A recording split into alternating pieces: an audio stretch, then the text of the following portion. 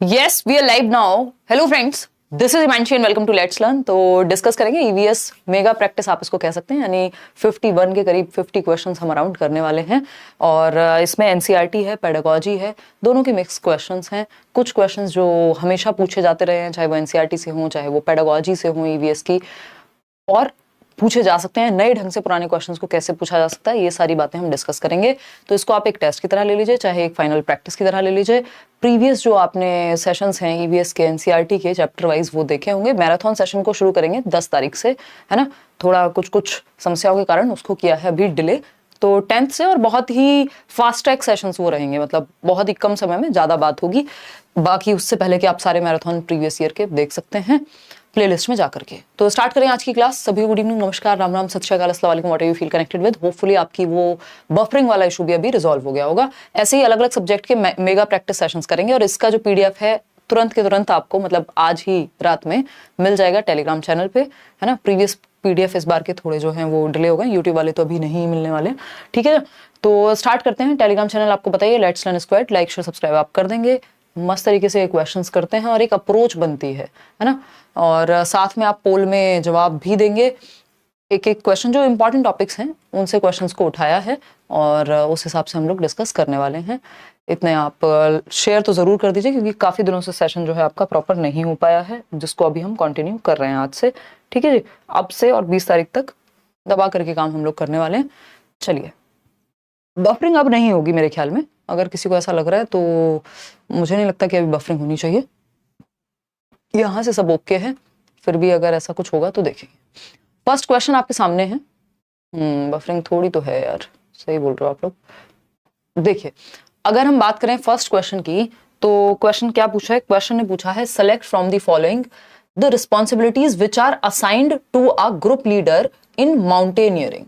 Mountaineering क्या है? एक चैप्टर है आपका अप यू गो हाई करके, जिसमें बछेंद्री पाल और ग्रुप लीडर जो आपका उत्तरकाशी में एक इंस्टीट्यूट है, ये सारी बातें हैं, और इन सब पे एक एक क्वेश्चन आ चुका है पहले, ठीक है ना। तो ये इस बार की हिंदी में थोड़ा फॉन्ट में कुछ गड़बड़ है, तो आप पढ़ लीजिएगा जोड़ के, थोड़ा सा समस्या आपको होगी, आगे सही कराएंगे। निम्नलिखित में से पर्वतारोहण के ग्रुप लीडर को निभाने के लिए दी जाने वाली जिम्मेदारियों को चुनना है आपको। यानी एक माउंटेनियरिंग के लिए ग्रुप जाता है हिमालयाज पे चढ़ने के लिए, और वो पूरी एक कहानी है आपकी एनसीईआरटी में। मैंने आपके साथ ही वो पहले डिस्कस किया हुआ है।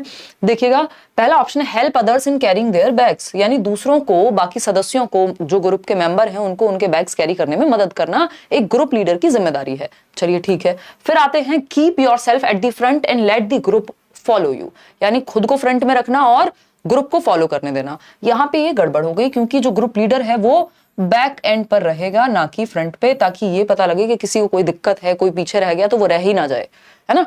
तो ग्रुप लीडर का काम है कि वो सबका ध्यान रखे, जो कि बात सही आप लोग कह भी रहे हैं। फिर तो इसको हम कह सकते हैं कि ये नेगेटिव बात है, और हमसे पॉजिटिव बात पूछी है। Find a good place to stop for rest and arrange food for the group, ये बात भी सही है, ये बात भी सही है, ठीक है जी। Ask those to stay back who can not climb properly, यानी जो लोग क्लाइंब नहीं कर सकते, चढ़ाई नहीं कर सकते, उनको पीछे रहना चाहिए। क्या ये काम है ग्रुप लीडर का? तो आप लोग सभी अपनी अपनी जगह पर अलग अलग जवाब दे रहे हैं। लेट्स सी, है ना। तो ऐसा तो नहीं है कि जो क्लाइंब नहीं कर सकते वो पीछे रहें, बल्कि साथ लेके चलना है। अगर किसी को समस्या है तो ये बात भी गलत हो जाएगी। Look after those who are not well, ये जरूरी है कि अगर ग्रुप में कोई बीमार हो गया, ऑक्सीजन की कमी हुई, कोई और समस्या है नहीं, कई सारी टैबलेट्स वगैरह ले जाने को भी कहा जाता है ना, तो वहां पे ध्यान रखा जाए लीडर के द्वारा। तो ए सही है, सी सही है, और ई सही है, जो कि आप लोग जवाब कितने लोग दे पा रहे हैं? 42% लोग, है ना। तो गलत क्या क्या था यहाँ पे ग्रुप लीडर के बारे में, कि अपने आप को फ्रंट पे रखना जबकि बैक में रखना है। दूसरा, जो लोग क्लाइंब नहीं कर सकते उनको पीछे रहना, तो पीछे रह गए तो बेचारे वो खत्म ही हो जाएंगे। अगर उनको कोई दिक्कत है तो साथ में लेके चलना है या सपोर्ट देना है, तो ये बात यहाँ पे गलत हो जाएगी। कौन सी? बी और डी। अब ग्रुप लीडर की कुछ रिस्पॉन्सिबिलिटीज हैं जो एनसीईआरटी से आपके सामने है। रिवीजन के तौर पे ये सेशन आपके लिए बहुत काम आएगा, साथ में प्रैक्टिस भी आपकी हो रही है, दोनों काम हो रहे हैं यहाँ पे, ठीक है ना।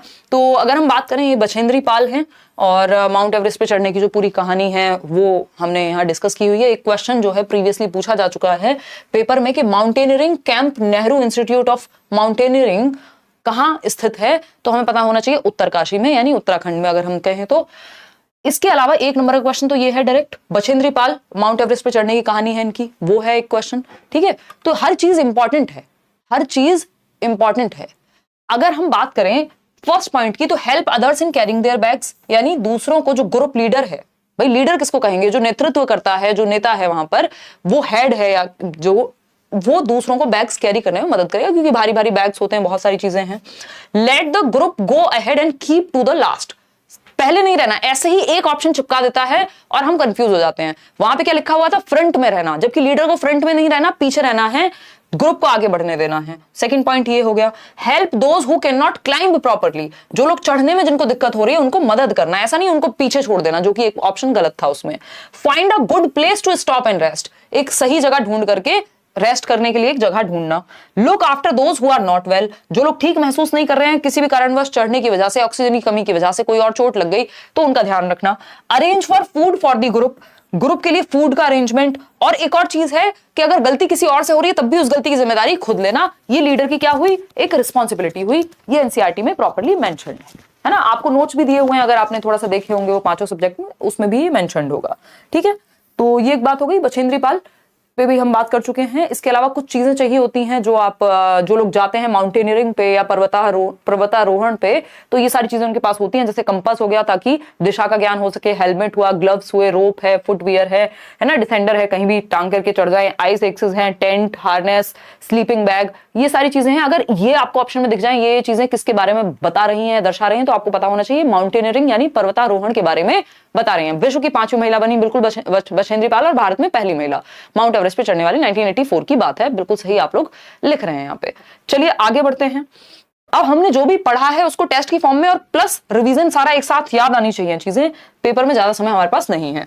In the text book of class 5 यानी कक्षा 5 की अगर आप एक टेक्स्ट बुक उठा करके देखें एनसीईआरटी की, अब map of Golconda fort is printed. Golconda fort तब भी पेपर में आया था 2018 के, जब सबसे कम एनसीईआरटी पूरी हिस्ट्री में 2011 से सीटेट की, और 2018 तक जब तक पेपर हुआ था सबसे कम, या इवन आज तक भी 2022 तक भी अगर हम देखें तो सबसे कम एनसीईआरटी 2018 के पेपर में पूछी गई थी। वहां पे भी गोलकोंडा फोर्ट से क्वेश्चन था।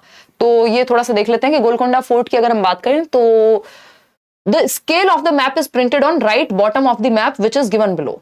Scale 1 centimetre is equal to 110 metres, यानी जो मैप है, अब मैप पे स्केल डाउन पोजीशंस होती हैं। स्केल डाउन बोले तो अब 1 किलोमीटर का रास्ता है, तो पूरा अगर मैप पे भी 1 किलोमीटर बना देंगे तो मैप इतना बड़ा हो जाएगा, लेके कैसे घूमेंगे। तो 1 किलोमीटर को हो सकता है कि कम कुछ सेंटीमीटर से दर्शा दिया जाए। तो उसी तरह से यहां पे लिखा हुआ है 1 सेंटीमीटर जो स्केल है मैप के अंदर, उसका एग्जैक्ट मतलब क्या है, 110 मीटर की बराबर है वो 1 सेंटीमीटर का स्केल। बात ठीक है। इस बार बहुत क्वेश्चन आए इस तरह के। A student measured on this map the distance between Fateh Darwaza and the Jamali Darwaza as 9.8 centimetre. On the basis of this measurement, the actual distance between the two places must be। अब आपको पता है 9.8 सेंटीमीटर जो है ऑन मैप है, जो distance है। अब आपको पता है 1 सेंटीमीटर बराबर 110 मीटर्स।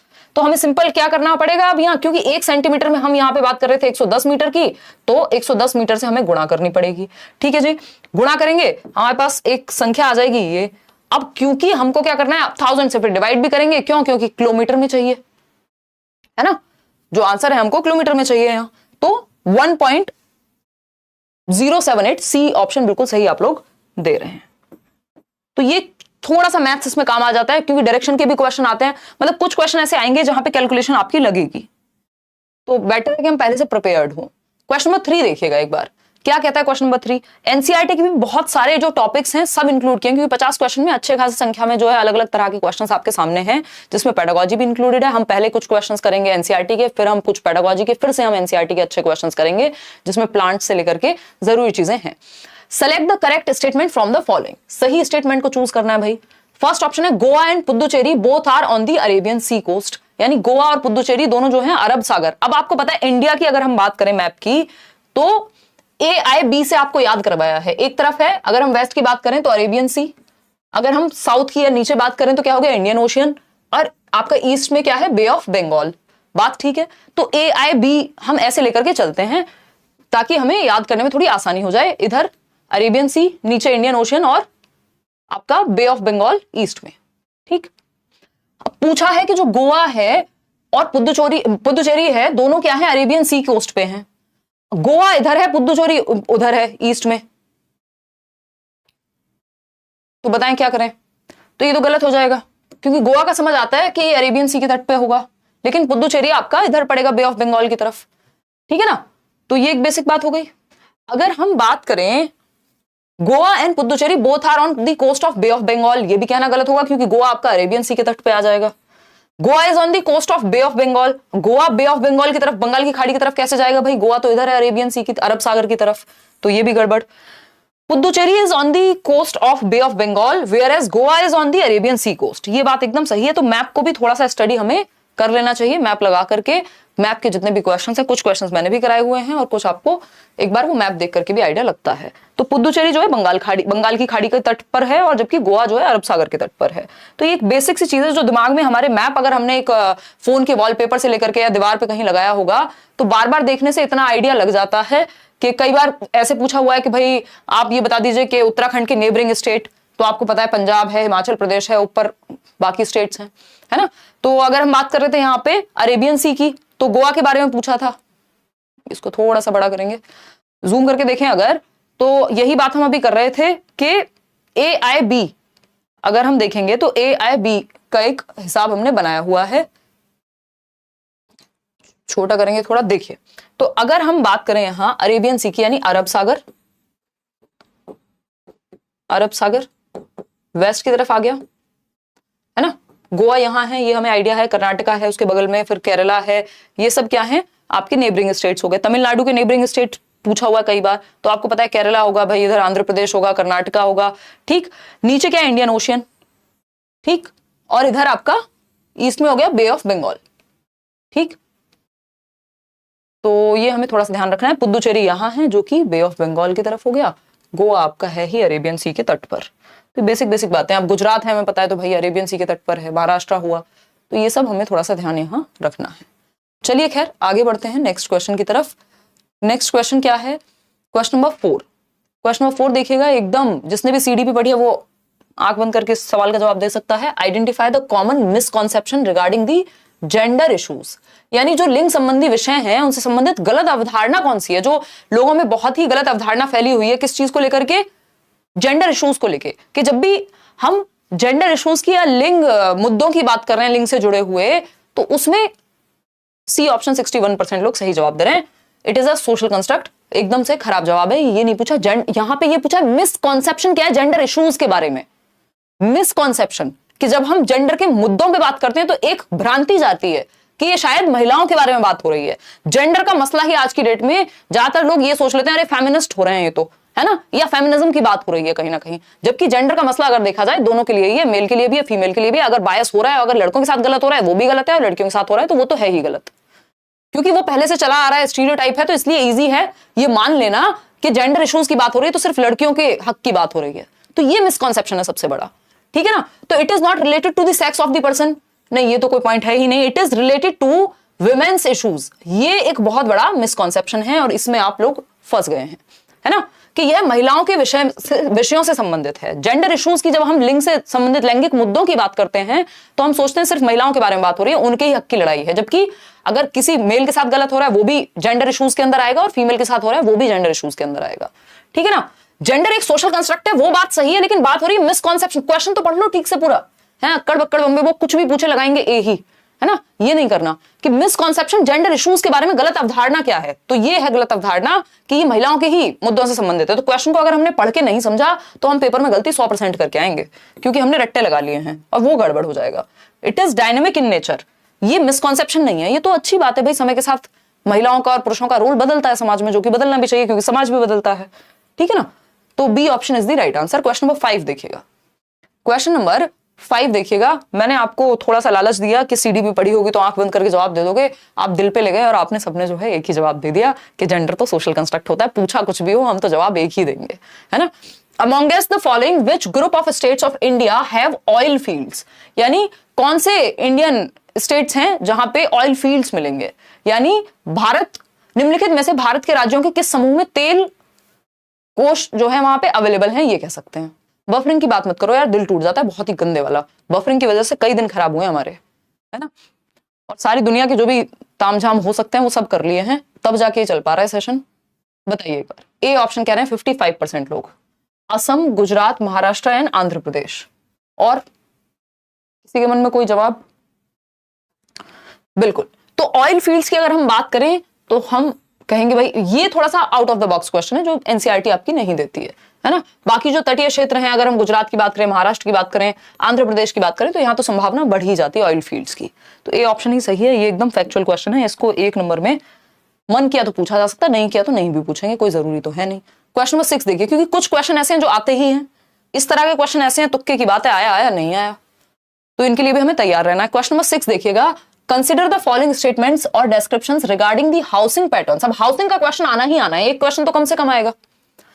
तो in Leh 2 floor houses are made with flat roof, ground floor is for the animals and storing necessary items. यही बात है लेह लद्दाख की अगर हम बात करें, अगर आपने एनसीईआरटी के नोट्स भी पढ़े हैं जो मैंने आपको दिए हुए हैं फ्री में, और एनसीईआरटी की समरी भी बनाई हुई है, पुरानी प्लेलिस्ट है, अगर आप सर्च करेंगे, मैराथन देख लेंगे पिछले साल की, उसमें भी पता लग जाएगा कि जो लेह में 2 फ्लोर के घर होते हैं और जिसमें रूफ फ्लैट होती है, क्योंकि वहां बारिश का उतना कोई प्रकोप नहीं है, और हम इसको क्या कह रहे हैं, कोल्ड डेजर्ट कह रहे हैं, ठंडा रेगिस्तान कह रहे हैं। तो ठंड है इसलिए जो ग्राउंड फ्लोर है उस पर हम एनिमल्स को रखते हैं, स्टोर करते हैं चीजों को, और फर्स्ट फ्लोर पे ये लोग खुद रहते हैं जो दूसरा बिल्डिंग है। बात तो सही है। In Himachal Pradesh houses are made on bamboo pillars, ये गलत हो गया, क्योंकि जो बैम्बू पिलर्स हैं या बांस के खंभे हैं उनपे असम में, यानी असम में बनाए जाएंगे घर, क्यों? क्योंकि बारिश ज्यादा होती है। ठीक है जी बात। In the villages of Rajasthan people live in mud houses with roof of thorny bushes, ये हमें पता है क्योंकि राजस्थान में बारिश की कमी है, कंटीली झाड़ियां वहां होती हैं, उनका इस्तेमाल करके छत बनाई जाएंगी, ये बात भी सही है। श्रीनगर और जम्मू एंड कश्मीर की बात करें, मतलब श्रीनगर यानी जम्मू एंड कश्मीर में है, उसकी बात करें तो most people live in house on house boats, ज्यादातर लोग हाउस बोट पे रहते हैं, ये कहना गलत होगा, क्योंकि वहां कई और भी प्रकार के घर हैं जिनकी बात हम जम्मू कश्मीर के विषय में कर चुके हैं। हाँ, उदय सर की क्लास में बफरिंग क्यों नहीं होती, तबस्सुम कह रही हैं, बिल्कुल बहुत अच्छा जवाब सवाल है आपका, ये है क्रिटिकल थिंकिंग। तबस्सुम अपने लिए तालियां बजा दीजिए। उदय सर ऑफिस के स्टूडियो से क्लासेस लेते हैं या डिफरेंट स्टूडियो से क्लास लेते हैं, मेरी क्लास डिफरेंट स्टूडियो से होती है, तो मेरे स्टूडियो, मेरे पर्टिकुलर स्टूडियो में प्रॉब्लम है कुछ तो, या तो मेरे इंटरनेट कनेक्शन में जो कि अभी तक पकड़ में आई नहीं है ना, तो ये एक रीजन है। लेकिन क्वालिटी का फिर मैंने अपने हिसाब से कराई हुई है चीजें। देखिए, तो अगर हम बात करें डी ऑप्शन की तो ये भी गड़बड़ हो जाएगा, और अगर हम बात कर रहे हैं यहां बी ऑप्शन की तो ये भी गड़बड़ है। तो ए, सी और बस ए और सी सही लग रहे हैं, कहीं है ऑप्शन डी ऑप्शन ये रहा, है ना, सही है बात। 67% लोग सही जवाब दे रहे हैं। आगे बढ़े, क्वेश्चन नंबर 7 देखिएगा एक बार, क्वेश्चन नंबर 7 देखिएगा और जवाब दीजिएगा। हाँ, बताइएगा एक बार। नहीं हो रही है बफरिंग, कोई कह रहा है, बहुत बढ़िया जी, बहुत ही बढ़िया, बहुत बढ़िया, सही है। देखिए, अगर हम बात करें 87% लोग क्या जवाब दे रहे हैं, डी ऑप्शन। फटाफट से थोड़ी सी स्पीड बढ़ाते हैं और आप इसको एक टेस्ट की तरह लेकर के चलेंगे। अच्छा क्वेश्चन है, जवाब दीजिएगा।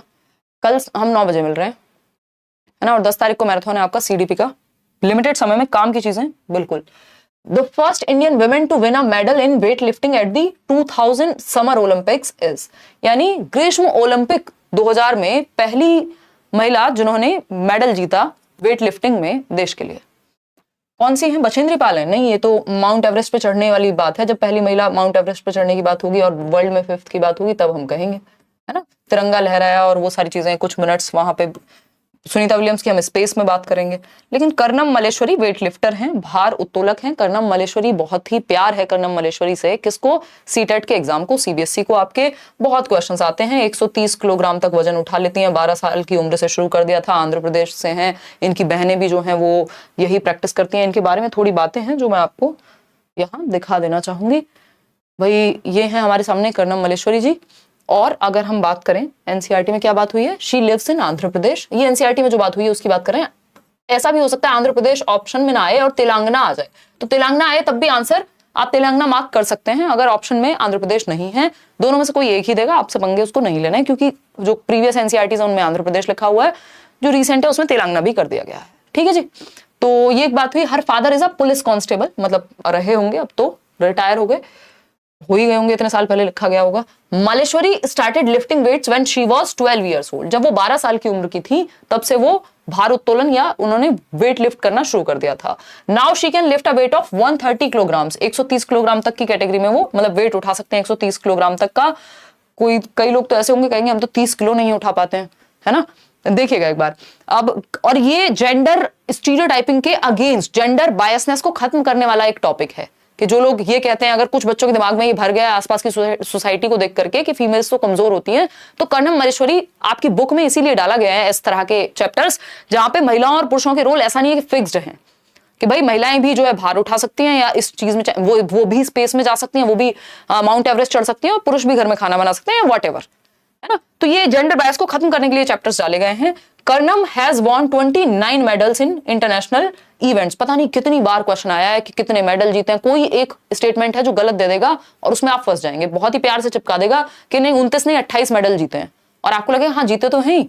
तो 29 मेडल इन्होंने जीते हैं इंटरनेशनल इवेंट्स में, अंतरराष्ट्रीय प्रतियोगिताओं में। हर 4 sisters also practice weight lifting. अब 4 सिस्टर की जगह हो सकता है 3 ऑप्शन में से एक में दे दिया कि चार सिस्टर है, वहां दे दिया 5 सिस्टर प्रैक्टिस करती हैं, तो कुछ भी थोड़ा बहुत इधर उधर करेंगे, वही एक ऑप्शन गलत बन जाएगा।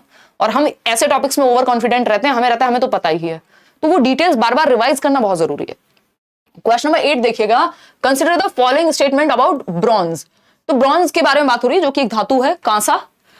पहला ऑप्शन है tribal people have been using bronze since thousands of years, यानी आदिवासी लोग जो हैं हजारों साल से ब्रॉन्ज का या कांसे का इस्तेमाल करते आ रहे हैं, बात एकदम सही है।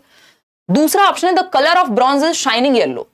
अब आप खुद खैर इसका जवाब देंगे, शाइनिंग येलो नहीं होता, एक थोड़ा सा क्या कहेंगे उसको, डस्की कह लीजिए, या मतलब चमकता हुआ येलो नहीं है, वो हल्का सा डल कह लीजिए उस चीज को आप, तो ऑरेंज की तरफ है। और bronze is made by melting a mixture of copper and zinc. कैसा लग रहा है, गलत लग रहा है, सही लग रहा है? गलत लग रहा होगा, क्यों? क्योंकि ये क्वेश्चन कई बार घुमा फिरा करके ये पूछ चुके हैं, क्योंकि ये जो मिक्सचर है वो कॉपर और जिंक का नहीं होता, कॉपर और टिन का होता है। ये भी आपका पेपर में आ चुका है कि जो ब्रॉन्ज है वो किसका मिक्सचर है, तो कॉपर और टिन का है। ब्रॉन्ज जो मिलेगा वो बनेगा, वो कॉपर और टिन से मिलकर के बनेगा, ना कि कॉपर और जिंक से। द एलिमेंट्स यानी metals used in making bronze are obtained from the deep mines. बात कुछ सही लग रही है कि गलत लग रही है, बताओ? सी ऑप्शन 63% लोग यहां कह रहे हैं। देखिएगा, जो कि सही है। अब हमारे पास 2 ही तो बातें सही बची हैं, दिख नहीं रही हूं मैं, देखो 2 ही तो बातें सही बची हैं। एक तो हमारे पास ये है कि ट्राइबल पीपल इसको यूज कर रहे हैं जमानों से, और जो एलिमेंट है ये हम डीप माइंड से निकाल रहे हैं। जो बी और सी है वो गड़बड़ है यहाँ, तो हम ये कहेंगे ए और डी, और ए और डी इज सही, और ये ए और डी जो है सी ऑप्शन के तहत आते हैं। तो आगे बढ़ेंगे क्वेश्चन नंबर 9 पर, देखते हैं क्या पूछा है। Which of the following statement is true with respect to family? परिवार के विषय में कौन सी एक बात सही है? फैमिली एक टॉपिक है, टॉपिक क्या थीम है, जो 6 थीम्स हैं आपके, family and friends, food, water, shelter, है ना, things we make and do, travel, ये जो 6 थीम्स हैं जिन पर पूरा सिलेबस आपका आधारित है, उनमें से एक थीम है फैमिली एंड फ्रेंड्स। ठीक है ना? अनुप्रिया आपसे बहुत नाराज है, 2 दिन से ढूंढ रहा है।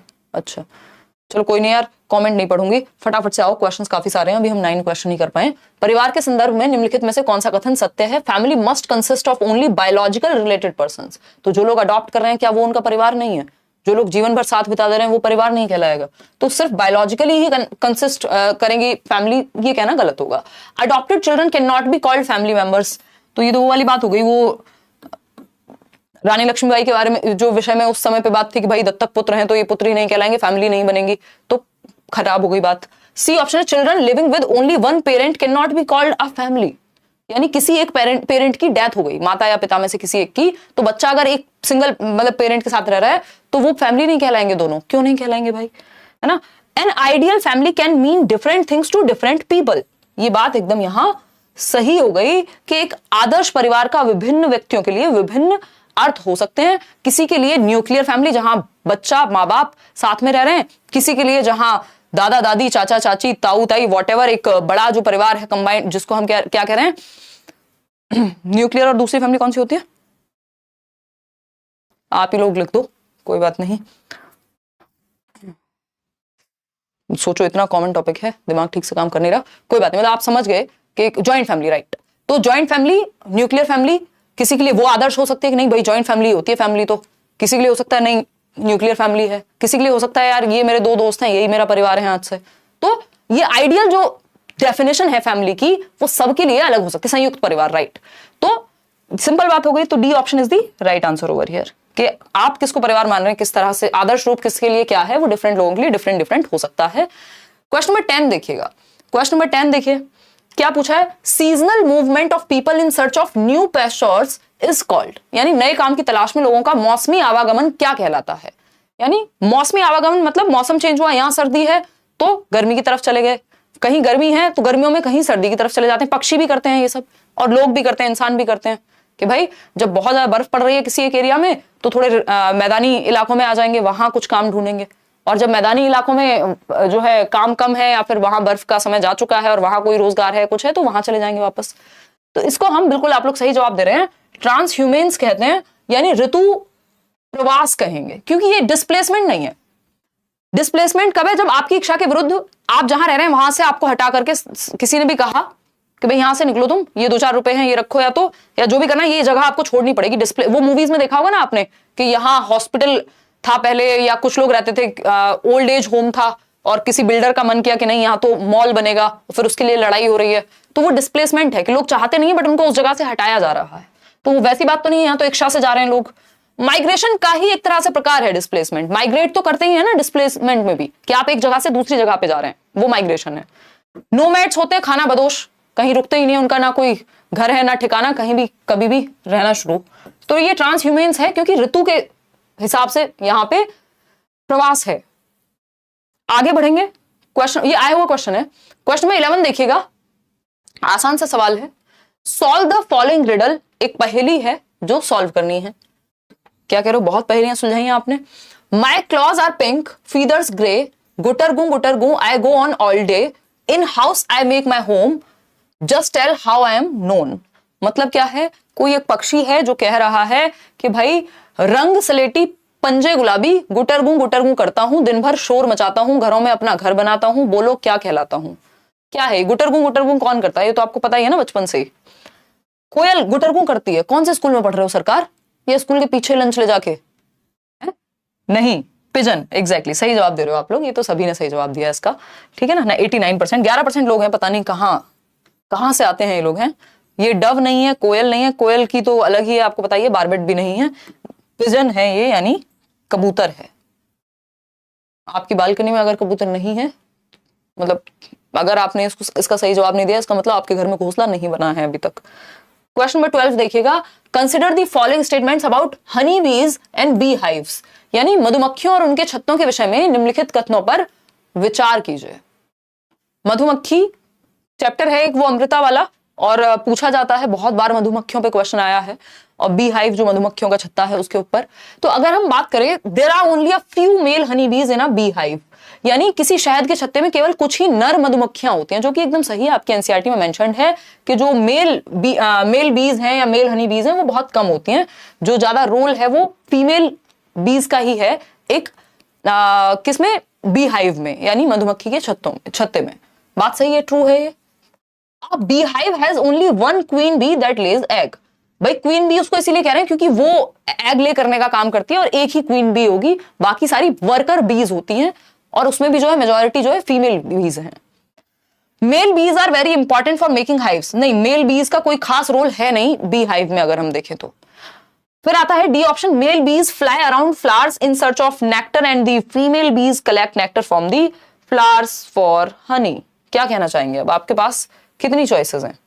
4 चॉइसेस हैं, एक ही जवाब सही होने वाला है, फटाफट से जवाब दीजिए। बफरिंग वगैरह मेरे ख्याल में नहीं हो रही होगी, कोई कह रहा है बहुत ज्यादा बफरिंग हो रही है, यार ऐसी खराब बातें मत करो, मैं भी चेक कर लेती हूँ, बताओ एक बार।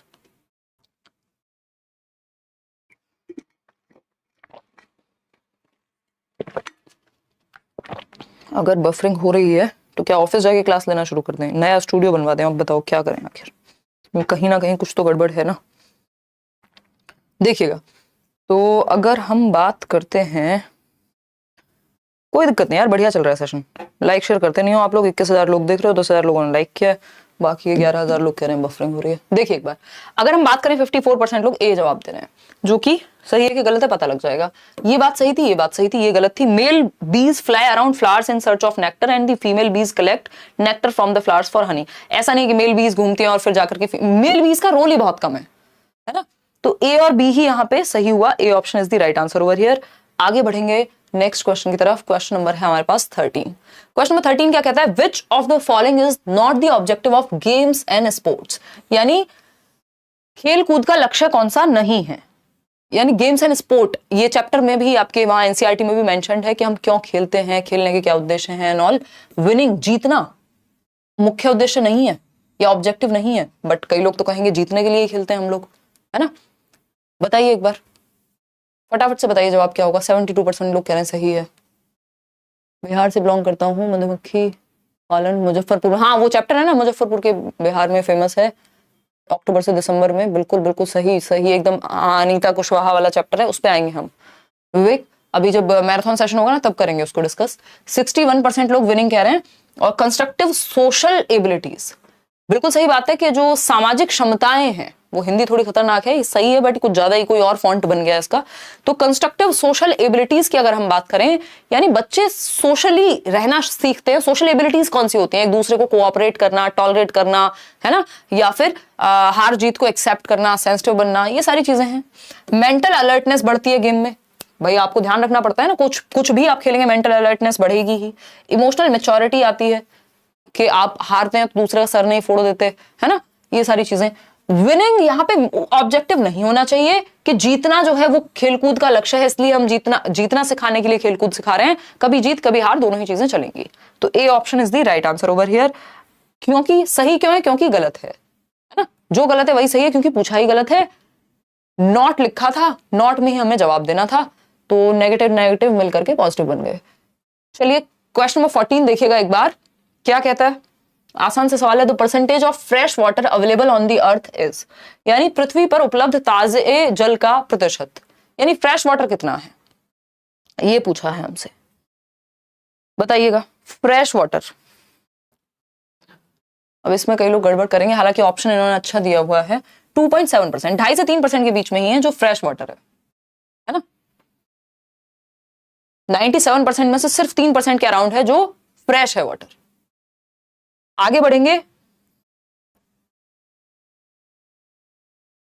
Question number 15, musical instruments been and tumba are made from dried, यानी जो बीन और तुम्बा जैसे वाद्य यंत्र हैं वो किस सूखी चीज से बनाए जाते हैं। ये भी एनसीईआरटी में गिवन है। ये गोड यानी लौकी से, सूखे हुए लौकी से, कद्दू यानी पंपकिन, जैक फ्रूट कटहल, या आर्टी हाथी चक या वज्रांगी। बताइए। बिल्कुल किससे? ड्राइड गोड यानी लौकी से। और इसमें बीज भी संभाल के रखते हैं लोग, एनसीईआरटी में ये भी बात है ना। जो सीड्स होते हैं वो सड़ने से बचाने के लिए ड्राइड गोड में यानी लौकी में रखते हैं। और जो बीन है या टुम्बा है, जो इसको कालबेलियाज या सपेरे यूज करते हैं, वो भी इससे बनेगी। ये भी एनसीईआरटी में चैप्टर है। क्वेश्चन नंबर 16 देख लीजिए। Assessment as learning provides opportunities for, यानी सीखने के रूप में आकलन। असेसमेंट एज लर्निंग, 3 तरह के असेसमेंट आप पढ़ते हैं। असेसमेंट है तो कई सारे, बट यही इंपॉर्टेंट है। Assessment as learning, for learning, of learning, इन भी होता है, एट भी होता है, बट ये 3 सबसे महत्वपूर्ण है।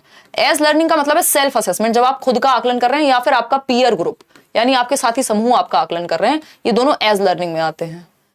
फॉर लर्निंग में सीखने के लिए आकलन, जैसे अभी चल रहा है, फाइनल रिजल्ट नहीं आपके पास, एफ आ जाएगा। ऑफ लर्निंग क्या है? पेपर हो चुका है, रिजल्ट आ गया सामने, वो ऑफ लर्निंग है।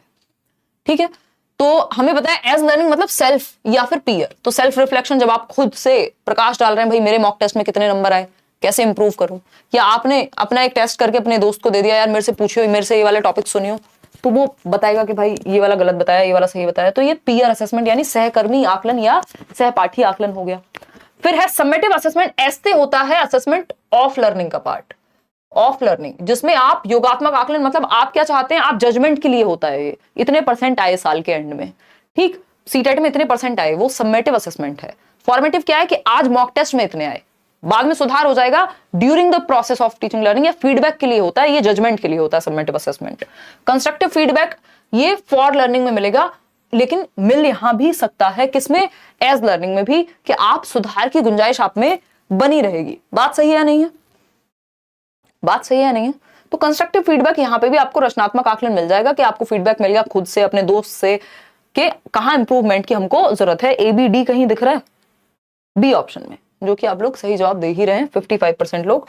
B option is the right answer over here. आगे बढ़ेंगे भाई नेक्स्ट क्वेश्चन पे। नेक्स्ट क्वेश्चन क्या है देख लेते हैं, क्वेश्चन नंबर 17। क्वेश्चन नंबर 17 क्या कहता है देखिएगा। क्वेश्चन नंबर 17 कहता है, for class 5 students the curriculum of EVS should include context related to. कक्षा 5 के बच्चों के लिए ईवीएस में किस तरह की चीजें इंक्लूड होनी चाहिए?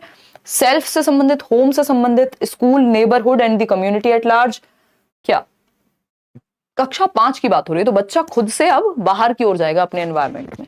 तो डी ऑप्शन ऑफ कोर्स सही उत्तर है, neighbourhood and the community at large. भाई आसपास की सराउंडिंग्स ईवीएस में आती है ना, एनवायरमेंटल स्टडीज कहते हैं हम इसको, जिसमें सोशल स्टडीज और आपका साइंस और ईवीएस तीनों ही सब्जेक्ट इंटीग्रेटेड होते हैं।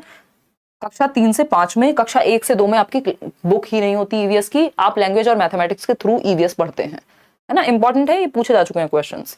क्वेश्चन नंबर 18 देखिएगा, an assessment tool which collects not just the best but all kinds of child's work और activities done over a period of time is known as. यानी एक आकलन का उपकरण है जो न केवल सर्वोत्तम बल्कि बच्चे के सभी प्रकार के जो भी क्रियाएं हैं या जो भी उसका काम है बेसिकली, उसको एक समय अवधि में एकत्रित किया जाता है, period over a period of time, यानी एक समय अंतराल के। पोल वाली दीदी इतनी फास्ट नहीं, पोल वाले भैया हैं, देखिएगा बताइएगा। ए ऑप्शन 65% लोग कह रहे हैं। देखिए एनेक्डोटल रिकॉर्ड होता है कि कोई एक स्पेसिफिक इवेंट हुआ, आज बच्चे ने सर फोड़ दिया किसी का, हालांकि नहीं करना चाहिए ऐसा, बट कोई घटना घट सकती है, या कोई और विशेष घटना घट गई किसी दिन, कोई पर्टिकुलर कोई डायरी नहीं लाया बच्चा, कुछ और नहीं हुआ, तो वो सब क्या हुआ, वो आपका एनेक्डोटल रिकॉर्ड्स में जाता है, किसी एक घटना का या किसी एक दिन का वृत्तांत है वो, तो इसलिए एनेक्डोटल रिकॉर्ड कहते हैं। ऐसा नहीं है किसी एक पर्टिकुलर इवेंट की बात हो रही है। रूब्रिक एक तरह का पैमाना होता है, पैमाना समझ रहे हो ना, मतलब एक स्केल है कि इसके तहत इतने % मुश्किल क्वेश्चन, इतने % आसान क्वेश्चन, तो वो भी बात नहीं हो रही है। ये सारे टूल्स हैं बच्चे के आकलन के, सीसीई में जो यूज किए जाते हैं। क्यूमुलेटिव रिकॉर्ड होते हैं, सभी प्रकार की जितनी भी चीजें सब क्यूमुलेटिव में आ जाती हैं, एक तरह का क्यूमुलेटिव रिकॉर्ड का ही एस्पेक्ट कह सकते हैं हम पोर्टफोलियो को, बट थोड़ा सा डिफरेंस यहां होता है। तो यहां अगर ये क्यूमुलेटिव भी मान लेते तो हम इसको गलत कह नहीं पाते, लेकिन क्योंकि जब इस तरह की बात होती है कि असेसमेंट टूल है जो कलेक्ट करता है ना कि सिर्फ बेस्ट वर्क बल्कि सभी तरह की एक्टिविटीज को एक over a period of time, यदि ये होता शुरुआत से, जब से बच्चा स्कूल में और जब तक निकलेगा, तो वो क्यूमुलेटिव रिकॉर्ड हो जाता है, क्योंकि संचयी रिकॉर्ड हो जाते वो, कि बच्चे की हेल्थ से लेकर के उसकी मॉरल एस्पेक्ट से लेकर के कब उसने चोरी की, बहुत अच्छा काम किया, किसी की मदद की, सब कुछ आ जाता है क्यूमुलेटिव रिकॉर्ड्स में, क्योंकि वो संचित हैं धीरे धीरे धीरे। वो बोलते हैं संचित कर्म जैसी चीज है कि भाई over the period of time नहीं, जब से बच्चा स्कूल में और जब तक निकलेगा तब तक सारा कुछ उसमें होगा, वो है क्यूमुलेटिव रिकॉर्ड। लेकिन जो भी over a period of time, मान लीजिए इस साल आपने क्या रिकॉर्ड किया, वो एक आपका पोर्टफोलियो में स्टोर हो जाएगा, जो भी बच्चे की अचीवमेंट्स हैं या जो बाकी अदर वर्क भी हैं वो सभी आपके इसमें आ जाएंगे। जबकि क्यूमुलेटिव में उसका cognitive, physical, social, moral, health card, वो सब कुछ आ जाता है। सॉरी, तो A option is the right answer. Portfolio यहां पे सही जवाब होगा। Over the period of time की बात हुई है, क्योंकि क्वेश्चन नंबर 19 देखिएगा क्या कहता है, समझेंगे एक बार। क्वेश्चन नंबर 19 देखिएगा और जवाब दीजिएगा, फटाफट से बताइएगा। मैथ्स पेडागोजी में बात की थी कार्डिनल और ऑर्डिनल की, ईवीएस में इसका कोई रोल नहीं है। हाँ, बिहेवियर स्किल्स, एनेक्डोटल, बिल्कुल।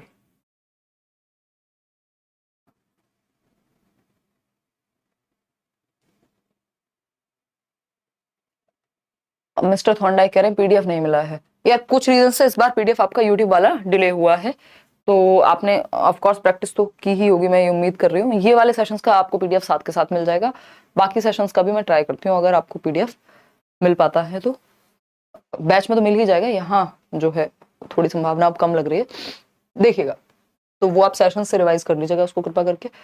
75% लोग, EVS is visualised as an integrated subject because, भाई हम इसको एक इंटीग्रेटेड सब्जेक्ट कह रहे हैं, इसी की बात कर रही थी मैं थोड़ी देर पहले। तो ईवीएस को एक एकीकृत विषय के रूप में देखा जाता है क्योंकि it draws insights from the sciences, social sciences and environmental education. बात सही लग रही है, सुंदर लग रही है सुनने में। It involves students, teachers and parents in the study of EVS. इसलिए इंटीग्रेटेड नहीं कह रहे कि पेरेंट्स को, टीचर्स को इंक्लूड करते हैं, इंटीग्रेटेड इसलिए कह रहे हैं क्योंकि 3 विषय इसमें समाहित हैं। वो कौन से हैं? साइंस भी है, सोशल साइंस भी है और ईवीएस तो है ही अपने आप में। इसलिए क्योंकि जब बच्चा ईवीएस पढ़ रहा है तो क्योंकि वो साइंस और सोशल साइंस को या सोशल स्टडीज को बांट के नहीं देखता, वो उसके एनवायरमेंट का ही हिस्सा है। पेड़ लगा हुआ है तो वो ये नहीं कहेगा अरे ये तो ज्योग्राफी का हिस्सा हो गया, उसके लिए वो उसके एनवायरमेंट का हिस्सा है। या उसने अगर समाज में कोई मुद्दा देखा है तो वो ऐसा नहीं है कि वो ये कहेगा अभी सोशल साइंसेज या सोशल स्टडीज हो गया, वो कहेगा ये भी उसका एनवायरमेंट का हिस्सा है। अगर एनवायरमेंट में कोई और एक्टिविटी, बारिश होते हुए देख रहा है तो वो ये नहीं कहेगा अभी ये ईवीएस के अंदर पढ़ा था मैंने। ये तीनों ही एस्पेक्ट इंटीग्रेट हो गए एक ही सब्जेक्ट में जो ईवीएस है, जिसमें आपका विज्ञान भी आ गया, आपका सामाजिक विज्ञान भी आ गया और आपका एनवायरमेंटल स्टडीज या एनवायरमेंटल एजुकेशन यानी पर्यावरणिक शिक्षा भी आ गई। तो इसलिए इंटीग्रेटेड कहा जाता है क्योंकि तीनों सब्जेक्ट इसमें जुड़े होते हैं, कक्षा 3 से 5 तक की अगर हम बात करें। It integrates community in the learning of EVS, इसलिए इंटीग्रेटेड थोड़ी कह रहे हैं, उसका रीजन है। ये सारी बातें अपनी जगह सही होंगी लेकिन बेस्ट ऑप्शन ए है। It integrates activities, experiments and discussions into the learning of EVS. जो बेस्ट या सही सटीक जवाब है उसका वो ए ऑप्शन है। क्वेश्चन नंबर 20 देखिएगा और जवाब दीजिएगा। ये क्या कहता है, which of the following should become the major medium in the process of learning EVS. यानी ईवीएस में सीखने की प्रक्रिया में निम्नलिखित में से कौन सा सबसे प्रमुख माध्यम बनना चाहिए, है ना। सबसे सटीक माध्यम या मीडियम किसको बनाएं, टीचर्स को बनाएं, स्टूडेंट्स को बनाएं, एनवायरमेंट को बनाएं या पेरेंट्स को बनाएं। हमें पता है ट्राइपोलर एजुकेशन की बात कौन करता है, जॉन डुई करते हैं। वो कहते हैं 3 पोल्स हैं, त्रिध्रुवीय है एजुकेशन। एक तरफ टीचर है, एक तरफ स्टूडेंट है, एक तरफ एनवायरमेंट है। या फिर आप इसको करिकुलम कह लीजिए या फिर आप इसको कंटेंट कह लीजिए। ये है ट्राइपोलर एजुकेशन। 1 नंबर का क्वेश्चन ये भी आ चुका है पहले, है ना, सीडीपी में पूछ लेगा। बट हमें पता है कि और 2 पोलर की या बाइपोलर की अगर हम बात कर रहे थे तो एडम ने कहा था कि बाइपोलर होती है, सिर्फ टीचर होता है और स्टूडेंट होता है, लेकिन बाद में एनवायरमेंट का बहुत बड़ा रोल है और यहां तो एनवायरमेंट ही पढ़ाने की बात हो रही है। तो अगर हम बात करें एनवायरमेंट की, तो एनवायरमेंट सबसे बड़ा मीडियम होना चाहिए एनवायरमेंट पढ़ने के लिए। भाई अगर हम किसकी बात करें, हम एनवायरमेंट की बात कर रहे हैं, तो एनवायरमेंट में ले जाकर के सिखाएं ना, बजाय कि उसको पेपर पे पढ़ाने के। हिंदी कितने महान व्यक्ति ने टाइप किया है, कुछ समझ नहीं आ रहा है। देखो मैं पढ़ पा रही हूं लेकिन, है ना, ये हल्का सा वो हिंदी के अंदर भी तोड़ के निकाल करके, ये एक्चुअली हमारे टाइपिस्ट जी की गलती नहीं है, ये हमारे उन्होंने टाइप किया होगा विंडोज में, और हमारा जो सिस्टम है जो मैं यूज करती हूँ वो मैक है, तो कुछ तो गड़बड़ होकर के और वो फाइल इधर उधर मिक्स करने में ये रिजल्ट आ गया आपके सामने।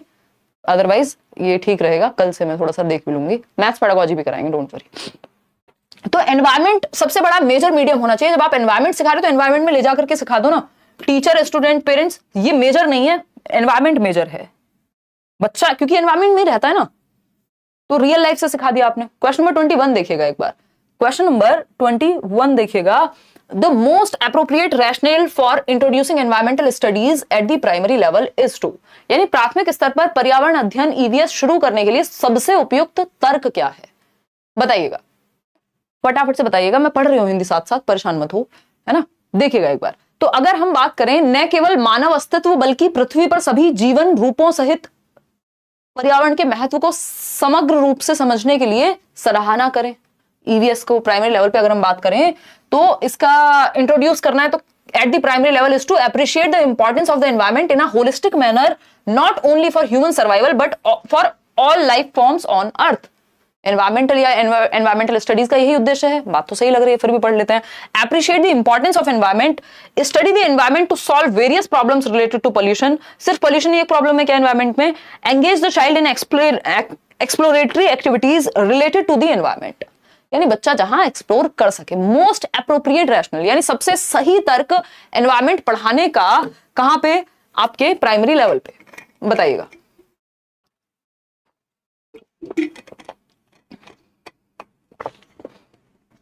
देखो हमें पता है कि एनवायरमेंट बच्चा होलिस्टिकली देखता है। क्या है? होलिस्टिकली देखता है, और इसीलिए हमने ईवीएस में ही 3 सब्जेक्ट को इंटीग्रेट किया हुआ है। नहीं तो साइंस अलग पढ़ाते, सोशल साइंस अलग पढ़ाते और सोशल स्टडीज अलग पढ़ाते एनवायरमेंट प्राइमरी लेवल पे। तो इन सब से ये सारे ही जवाब सही हैं, लेकिन सबसे बेहतर ऑप्शन आपका ए ही है कि हम उसकी सराउंडिंग को इंक्लूड कर रहे हैं एक होलिस्टिक मैनर में, ताकि वो सभी लाइफ फॉर्म्स के प्रति एक सेंसिटिव एटीट्यूड डेवलप कर सके। क्वेश्चन नंबर 22 है, after teaching the theme plants Meena conducted a field visit of students to the park, this would support the students to. अब आपको पता है 6 थीम्स हैं, चिल्ला चिल्ला के बताओ घर वालों को। 6 थीम्स हैं ईवीएस में। कौन सी हैं वो 6 थीम्स? उनके अंदर एक सब थीम है प्लांट। फैमिली एंड फ्रेंड्स के अंदर है, if I am not wrong, तो है ना। तो 6 थीम्स के अंदर एक सब थीम है प्लांट। हाँ, हिंदी कम संस्कृत ज्यादा लग रहा है, बिल्कुल सही समझो अंशु आप। ये देवनागरी को ना खोल के रख देता है। ये पहले मेरे साथ प्रॉब्लम होती थी 2018 में, जब मैं खुद टाइप किया करती थी, तो उस टाइम पे फिर बाद में बड़े तरीकों से उसको सॉल्व किया था। तो ये क्या करता है, वो देवनागरी को पूरा खोल के रख देगा, तो वो पढ़ने में दिक्कत होती है। मुझे आदत हो गई उस टाइम की वजह से, अदरवाइज मैं भी सही ना पढ़ पाऊँ। ये देख के शुरुआत में ऐसा ही लगता है। देखिएगा एक बार। अगर हम आज मैनेज कर लो, कल से इसको ठीक कर देंगे। अगर हम बात करते हैं, सी ऑप्शन आप लोग कह रहे हैं, मतलब प्लांट्स पढ़ाते समय मीना जो कि एक टीचर है, उन्होंने एक फील्ड विजिट कंडक्ट की, पार्क ले गई और वहां पे प्लांट्स को दिखाया। इसके बारे में, इससे क्या क्या सपोर्ट मिलेगा स्टूडेंट्स को? मेमोराइज करेंगे, रट्टे लगाएंगे? नहीं। Recognise the plants in the park, park में पौधों को पहचानने में मदद मिलेगी जिनके बारे में पढ़ाई की थी, बात तो सही लग रही है। Correlate classroom learning to real life situations, ये बात भी सही लग रही है। Have fun in the park, ये बात गलत लग रही है कि फन के लिए और भी बहुत तरीके हैं। मूवी ले जा सकते थे बच्चों को, कहीं भी ले जा सकते थे 1700 जगह, लेकिन फन के लिए सिर्फ हम 87% लोग सी ऑप्शन दे रहे हैं, जो कि सही है कि पार्क में पौधों को पहचानने में मदद मिलेगी। सिर्फ पहचानना क्यों है? सिर्फ पहचानने के लिए बात थोड़ी हुई है, सिर्फ आइडेंटिफिकेशन की बात थोड़ी हुई होगी। ये भी एक पॉइंट हो सकता था यदि सी ऑप्शन नहीं होता हमारे पास। कक्षा के अधिगम को वास्तविक जीवन की स्थितियों से सहसंबंध करने में मदद मिलेगी। जो भी क्लासरूम में प्लांट्स के बारे में सीखा था वो सब वो कोरिलेट कर पाएंगे जब वो रियल लाइफ में उस चीज को देखेंगे। ये एनसीएफ भी कहता है, नेशनल एजुकेशन पॉलिसी भी कहेगी कि भाई रियल लाइफ से जोड़ दो लर्निंग को। तो इससे ज्यादा बेटर ऑप्शन हमारे पास सी है। भाई हम वो ऑप्शन चूज करते हैं जो बेस्ट हो बाकियों से, या तो बाकियों को अपने अंदर इंक्लूड करता हो या बाकियों से बेटर हो। यही दो चीजें होती हैं पूरे आपके पेडागोजी में। क्वेश्चन नंबर 23 देखिएगा, ये क्या कहता है? क्वेश्चन नंबर 23 है, while doing a map reading activity, Jayanti asked her friend, why is our village divided from neighboring town by lines on the map? When I go to sell vegetables to the town with my father, I do not see any such lines. What is Jayanti doing? मतलब जयंती एक बच्ची है, मानचित्र पठन गतिविधि के दौरान, यानी बच्चों को मैप रीडिंग सिखाई जा रही थी कि मैप रीड करके कैसे समझते हैं कौन सी दिशा कहाँ है, एंड ऑल दिशाओं का ज्ञान करा रहे हैं उनको ईवीएस में। तो मानचित्र पठन गतिविधि के दौरान जयंती अपने मित्र से कहती है, नक्शे पर हमारा गांव पड़ोस के शहर से रेखा द्वारा विभाजित किया गया है। होती है ना मैप्स पे लाइंस होती हैं। जब मैं पिताजी के साथ सब्जियां बेचने शहर जाती हूँ तो मुझे ऐसी रेखाएं नहीं दिखती कि एक गांव से दूसरे गांव जाते समय बीच में रेखाएं हों जैसे मैप पे होती हैं, वैसी नहीं होती। जयंती क्या कर रही है? मतलब जयंती क्या करने की कोशिश कर रही है? ये जो बच्ची है, जब वो टॉपिक पढ़ रही है क्लासरूम में, जो उसने रियल लाइफ में देखा है वो चीजें कुछ कुछ वहां पे मैच नहीं हो रही हैं। मतलब कुछ तो वो हायर लेवल थिंकिंग कर रही होगी, ठीक है ना? तो पहला ऑप्शन है relating a real life experience with the classroom activities, बात तो सही लग रही है। Applying higher order thinking to classroom activity, ये बात एकदम सही है, क्योंकि जरूरी नहीं है हर बच्चा इस बात पे ध्यान दे। उसने अपने दिमाग में एनालिसिस, सिंथेसिस, इवैल्यूएशन, ये होती है higher order thinking skills. HOTS कहते हैं इनको, HOTS, higher order thinking skills. Lower order thinking skill क्या होती है? हाँ समझ लिया, ठीक है, नॉलेज हो गई, अप्लाई कर लेंगे, कहीं देख लेंगे जब जाके लाइन होती है नहीं होती। लेकिन हायर ऑर्डर थिंकिंग स्किल क्या है? जो उसने एक्सपीरियंस किया था उस चीज का उसने एनालिसिस किया, विश्लेषण किया कि क्या मैंने अपनी लाइफ में ये एक्सपीरियंस किया इस तरह का, अच्छा वो तो अलग था। फिर वो सिंथेसाइज कर रही है, अपना कुछ क्रिएट करने की कोशिश कर रही है, इवैल्यूएट कर रही है, मूल्यांकन कर रही है, क्या मैंने पढ़ा है वो सही है या नहीं है। तो इसमें क्रिटिकल थिंकिंग लग रही है बच्चे की, यानी हायर ऑर्डर थिंकिंग स्किल लग रही है, जो कि एकदम सही बात है। ये बात तो एकदम फैक्ट है कि ये करने की कोशिश कर रही है बच्ची। Expressing a natural curiosity about her environment, जो बच्चा है वो अपने परिवेश के प्रति स्वाभाविक जिज्ञासा की अभिव्यक्ति कर रहा है, कि जो उसके अंदर जिज्ञासा है, जो क्वेश्चंस उसके दिमाग में आ रहे हैं, ये बात भी सही लग रही है। Reflecting upon an observation and applying logic, मतलब वो रिफ्लेक्ट कर पा रहा है जो भी ऑब्जर्व उसने किया है, जो भी उसके पास एक अवलोकन है, जो उसने ऑब्जर्व किया अपनी रियल लाइफ में जब वो सब्जी बेचने जाती है अपने पिताजी के साथ, और उसने ऑब्जर्व किया कि लाइंस जैसी मैप पे होती हैं वैसी तो नहीं है यहाँ। तो वो रिफ्लेक्ट कर रही है, जब उसने क्लासरूम में पढ़ा तो वो रिफ्लेक्ट कर रही है अपने अनुभव पे कि यार ये मेरे अनुभव में तो ऐसा नहीं है ना? तो वो रिफ्लेक्ट कर रही है बच्ची, और लॉजिक अप्लाई करने की कोशिश कर रही है कि ऐसा तो नहीं था, फिर क्या ये बात गलत है या क्यों नहीं होता ऐसा, तर्क लगा रही है, सिर्फ मान नहीं लिया जो लिखा हुआ है। तो अब चारों ही बातें सही लग रही हैं हमें, लेकिन चारों बातों का जवाब तो सही नहीं हो सकता, क्योंकि दो ही पेयर में हमें चूज करना है। अब हमें वही स्ट्रेटजी अपनानी पड़ेगी, कोई भी दो बेस्ट ऑप्शन चूज करने पड़ेंगे, बाकी दो को साइड करना पड़ेगा, क्योंकि पेडागोजी में ऐसा होता है कि चारों ऑप्शन सही हो कई बार। तो relating a real life experience with the classroom activity, बात तो सही लग रही है, तो ABCD तो हम चूज नहीं कर सकते। Expressing a natural curiosity about her environment, लेकिन ये और भी चीजों से हो सकता था, जरूरी नहीं है इसके लिए वो रियल लाइफ में विजिट करती तभी नेचुरल क्यूरियोसिटी आती। तो हमें बेटर यहाँ ये लग रहा है कि हायर ऑर्डर थिंकिंग डेवलप हो रही है बच्चे में, और रिफ्लेक्ट कर पा रहा है वो अपने अनुभव के आधार पे। अगर सिर्फ दो ही ऑप्शन चूज करने हैं तो हमको B और D के साथ जाना पड़ेगा। B और D का ऑप्शन हमें साथ में दिख रहा है कहीं ना कहीं, यस। अगर हम बात करें, क्योंकि हम इसको नहीं हटा सकते ना, हायर ऑर्डर थिंकिंग को भी नहीं हटा सकते हम, और रिफ्लेक्ट कर रही है अपने अनुभव पे, इसको भी नहीं हटा सकते, क्योंकि रियल लाइफ एक्सपीरियंस यहाँ रिफ्लेक्शन में अपने आप अंदर आ गया कि रियल लाइफ एक्सपीरियंस बच्चे का रिलेट कर पा रहा है वो, तो जब वो रिफ्लेक्ट करता है तो रियल लाइफ में तो रिलेट कर ही पाएगा। तो जो फर्स्ट ऑप्शन था वो D में अपने आप समाहित है, अगर आप देखेंगे थोड़ा सा तो, ठीक है ना। और अगर हम बात करें किसकी, C ऑप्शन की, कि नेचुरल क्यूरियोसिटी, तो ये क्वेश्चन पूछना या फिर अप्लाई करना हायर ऑर्डर थिंकिंग में, वो ऑलरेडी क्यूरियोसिटी की वजह से ही आता है। तो ये B, जो C और A है, वो अपने आप बाकी के दोनों ऑप्शंस के अंदर समाहित हो जा रहे हैं। तो बेटर ऑप्शन फिर हमारे पास बी और डी ही बचते हैं, जो कि डी ऑप्शन है। चलिए का खैर आगे बढ़ते हैं क्वेश्चन नंबर 23 पर। ये इस तरह की लाइंस होती है, इनकी बात हो रही थी। और फिर जब वो बच्चा रियल में जब जाता है कहीं अपने पिताजी के साथ सब्जी बेचने, तो उसको दिखता है यार एक गांव से दूसरे गांव चले जाते हैं, कहीं लाइन तो है नहीं जैसी मैप पे होती है। ऐसा थोड़ी ये वाला गांव खत्म हो गया अब एक लाइन आ गई जमीन पे, ठीक है ना। वो माइलस्टोन लगा होगा, बात अलग है। क्वेश्चन नंबर 24 देखिएगा, थोड़ा सा स्पीड बढ़ाएंगे। क्वेश्चन नंबर 24, दुर्गा टेल्स रानी, दुर्गा एक बच्ची है, रानी को बता रही है on Purnima full moon Knight Moon is round like chapati made by माँ। Kabir says no, it is like the puri fried in oil. Ranveer says no, you both are wrong. It is a football kicked by me in the sky. The explanation given by children indicates the development of which of the following objective. यानी कि हाँ, कोई कह रहा है ma'am board ने option A और सी ही माना है। अभी चेक कर लेंगे विकास, अभी चेक कर लेंगे, पहले ये कर लेते हैं। 23 है ना वो क्वेश्चन नंबर, एक बार चेक कर लेंगे सारे सेशंस होने के बाद, मतलब सारी, क्योंकि मेरी नजर में ए और जो आपका ए और डी है वो नहीं माना होगा, क्योंकि मैं भी एक बार मैच कर लेती हूँ, ऐसा नहीं होता जनरली, फिर भी एक बार चेक कर लेंगे, डोंट वरी। बुक में है, बुक को तो छोड़ ही दो जब तक फाइनल ऑफिशियल आंसर की नहीं देख रहे हो। और ऑफिशियल आंसर की में भी कुछ महान टीचर्स हैं जो घुमा देते हैं अपनी मर्जी से कि नहीं ये होना चाहिए, जबकि जनरली ऑफिशियल आंसर की में रेयर कभी गलतियां होती हैं। ये जब हम सीडीपी की मैराथन में डिस्कशन करेंगे तब आपको क्लियर होगा कि कैसे चीजें गड़बड़ाती हैं। उसमें आंसर वही बनेगा। मेरे क्वेश्चन का आप जवाब नहीं देती, माही कह रही है। माही इतने सारे लोग हैं, कैसे जवाब दूं यार।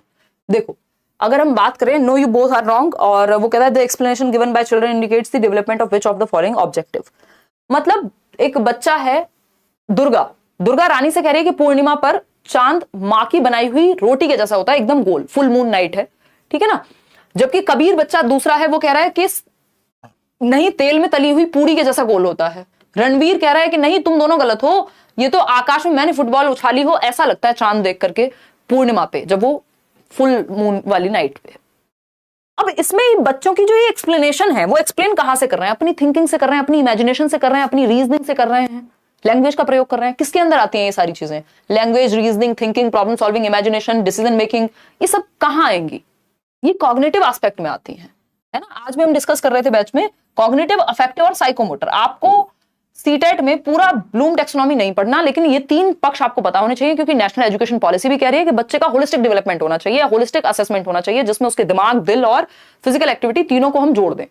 तो कॉग्निटिव एस्पेक्ट जो है वो संज्ञान यानी मेंटल स्किल से जुड़ा हुआ है, बच्चे के ब्रेन से जुड़ा हुआ है, जहां से ये बातें आ रही हैं। हाथों से थोड़ी सोच रहा है बच्चा, ब्रेन से सोच पा रहा है।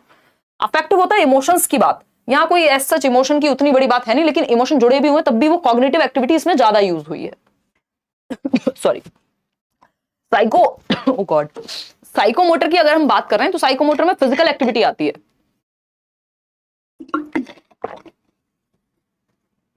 अब कोई कहेगा कि फिजिकल एक्टिविटी नहीं, फिजिकल एक्टिविटी आ तो रही है, वो कह रहा है कि फुटबॉल को किक करके भेजा है, लेकिन उसने किया नहीं है ना, ये उसकी इमेजिनेशन है कि फुटबॉल को किक किया है। इमोशनल एस्पेक्ट कुछ होता नहीं है, वो अफेक्टिव में ही आ जाएगा। आगे बढ़ते हैं क्वेश्चन नंबर 25। अच्छा, इसमें 23 में कोई कुछ कह रहा था कि ए और सी बताया बोर्ड ने। ए और सी तो है ही नहीं भाई, यहाँ कैसे बता दिया? ए और सी कैसे बता दिया बोर्ड ने? ऑप्शन में तो है नहीं है। ए और सी कैसे बता दिया? ऑप्शन में ही नहीं है ए और सी, ठीक है। बी और डी पे हमने बात की और यही दोनों बेस्ट हैं, बाकी के दोनों इसके अंदर समाहित हो रहे हैं, ठीक है ना। इसमें ऑफिशियल आंसर बी और डी ही होगा, डी ऑप्शन जो करा है वही सही है यहाँ पर। चलिए क्वेश्चन नंबर 25 देखिएगा एक बार, क्या कहता है क्वेश्चन नंबर 25। ये कहता है which of the following term best defines the nature of EVS. Topic है आपका, जब आप पेडागोजी पढ़ते हैं तो टॉपिक आता है एनसीईआरटी में, nature of EVS, nature of mathematics, यानी ईवीएस की प्रकृति कैसी है, पर्यावरण अध्ययन की। परमानेंट है, परमानेंट तो दुनिया में कुछ नहीं होता। यूनी डायरेक्शनल है, सिर्फ सिंगल डायरेक्शन में कुछ भी अच्छा नहीं हो सकता, मल्टी डायरेक्शनल होगा। ऑब्जेक्टिव है, ऑब्जेक्टिव होता है वस्तुनिष्ठ, कुछ सही और गलत बिल्कुल मैथ्स की तरह 2 + 2 4 होंगे, नहीं। मेरा पर्सपेक्टिव अलग हो सकता है, आपका अलग हो सकता है, एनवायरमेंट के लिए ये चीज लागू होती है, तो ये भी गलत हो जाए। एक्सपीरियंशियल है, मेरा अनुभव क्या कहता है ना। किसी ने कहा धरती गोल है, वो कुछ तो हिसाब किताब लगाया होगा, कुछ तो अपना अनुभव के बेसिस कुछ तो कहा ही होगा। तो अनुभव जन्य है जो ईवीएस की प्रकृति है पर्यावरण अध्ययन की, वो आपने क्या अनुभव किया है। चलिए खैर D option is the right answer. आगे बढ़ेंगे, सबके लिए परिवेश अलग अलग अनुभव उसका हो सकता है। क्वेश्चन नंबर 20, किसी को सर्दी अच्छी लगती है, किसी को गर्मी, तो ये क्या हुआ, अनुभव जन्य है, एक्सपीरियंशियल है nature. Jaya was very hungry today, 26 number question है। जया को आज बहुत भूख लगी थी, उसने अपना टिफिन खत्म किया और उसका पेट भर गया। देख लो कितने प्यारे प्यारे क्यूट क्यूट से क्वेश्चन है, आपको हंसी आ जाएगी पढ़ते पढ़ते पेपर में। Jaya was very hungry today, she finished eating her tiffin and was satisfied. Her teacher brought packets of sweets for distribution since today was the foundation day of school. As soon as Jaya saw sweets, her mouth watered. Which of the following term is the correct description of this process? अब ये question इन्होंने out of the box, बिना मतलब इनका मन किया ये CTET में इनके पेट पे बाण मारो। वो रामायण चलती थी ना लॉकडाउन में कि प्रभु ऐसे नहीं काम चलेगा, बढ़िया वाला क्वेश्चन लेके आओ। इस कोई सेंस नहीं बनता, सीटेट में इनको देना नहीं चाहिए ये क्वेश्चन, ऐसे ही मन कर रहा है देंगे, है ना। तो इसके चक्कर में आप जाके अब क्लासिकल कंडीशनिंग थोड़ी पढ़ोगे, कोई सेंस नहीं है उसका, क्योंकि आज तक के पूरे इतिहास में शायद 2 बार कभी इस तरह का क्वेश्चन आ गया होगा मैक्सिमम, वो भी 2011 में जब सिलेबस अलग था। तो उस चक्कर में इस पे समय व्यर्थ नहीं करना है, लेकिन हाँ थोड़ा सा समझ लेना कि अगर आ जाए तो इसको हम टिक कराएं, क्योंकि नेगेटिव मार्किंग तो है नहीं। देखो इसमें आप लोग गलत जवाब दे रहे हो यार। जया को आज बहुत भूख लगी थी, उसने अपना टिफिन खत्म किया और उसका पेट भर गया। उसके शिक्षक आज मिठाई के पैकेट बांटने के लिए लाए थे, क्योंकि आज स्कूल का स्थापना दिवस था। जैसे ही जया ने मिठाई खाई, उसके मुंह में आ गया पानी। ठीक है, मुंह में पानी आया। निम्नलिखित में से कौन सा पद इस प्रक्रिया का सही वर्णन है? मुंह में पानी आने का सही वर्णन पूछा है सरकार। ये कौन सी प्रोसेस लगी है? आप कह रहे हैं कंडीशनड स्टिमुलस लगा है, तो मिठाई के बारे में थोड़ी पूछा है मिठाई क्या है या मिठाई की खुशबू क्या है, उसको देखते ही पानी आ गया मुंह में। मिठाई स्टिमुलस है। स्टिमुलस क्या होता है? कोई भी ऐसी चीज जो आपको क्या करे, उत्तेजित करे। किसी ने आपको गाली दी, वो स्टिमुलस है, आपका मन करेगा वापस से इसको थप्पड़ मार दूं एक खींच के, है ना। ये क्या हुआ? स्टिमुलस था। अब रिस्पॉन्स करने का आपका मन करेगा उस स्टिमुलस को देख करके। तो मिठाई स्टिमुलस थी, रिस्पॉन्स आएगा क्या? मुंह से पानी आना, गोलगप्पे की खुशबू आ रही है, हा, मुंह से पानी कई लोगों के आ भी गया होगा। तो वो कंडीशनिंग है, वो इतनी बार वो चीज हुई है कि हमारे दिमाग को, ब्रेन को आदत पड़ गई है। वो जो पैवलोव का कुत्ता था, उसके मुंह में लार आती थी, ये थियरी भी मैंने कराई हुई है, यूट्यूब पे भी कराई हुई है, ठीक है ना। तो यहाँ पे ये कंडीशनड रिस्पॉन्स है, क्योंकि ये जो प्रतिक्रिया है कि मुंह में पानी आना जो है वो रिस्पॉन्स है, वो प्रतिक्रिया है। तो ये कंडीशनड रिस्पॉन्स है। अभी मेरे नाना जी की डेथ हुई, मैं उधर से आते हुए ड्राइव कर रही थी, फोन आया एक सर का, कह रहे कैसे हो मैम? मैंने कहा एकदम बढ़िया। हालांकि उस समय पे हो सकता है इमोशनली मैं बढ़िया नहीं हूं, ऐसा बहुत बार होता है जनरली, लेकिन आपको लोग उतने मिल रहे होते हैं, आप हर किसी को बैठ के दुख क्या समझाओगे। तो अब फिर उधर से उन्होंने पूछा कि अच्छा डेथ हो गई थी, कितनी एज थी, ये वो ऐसी बातें हुई।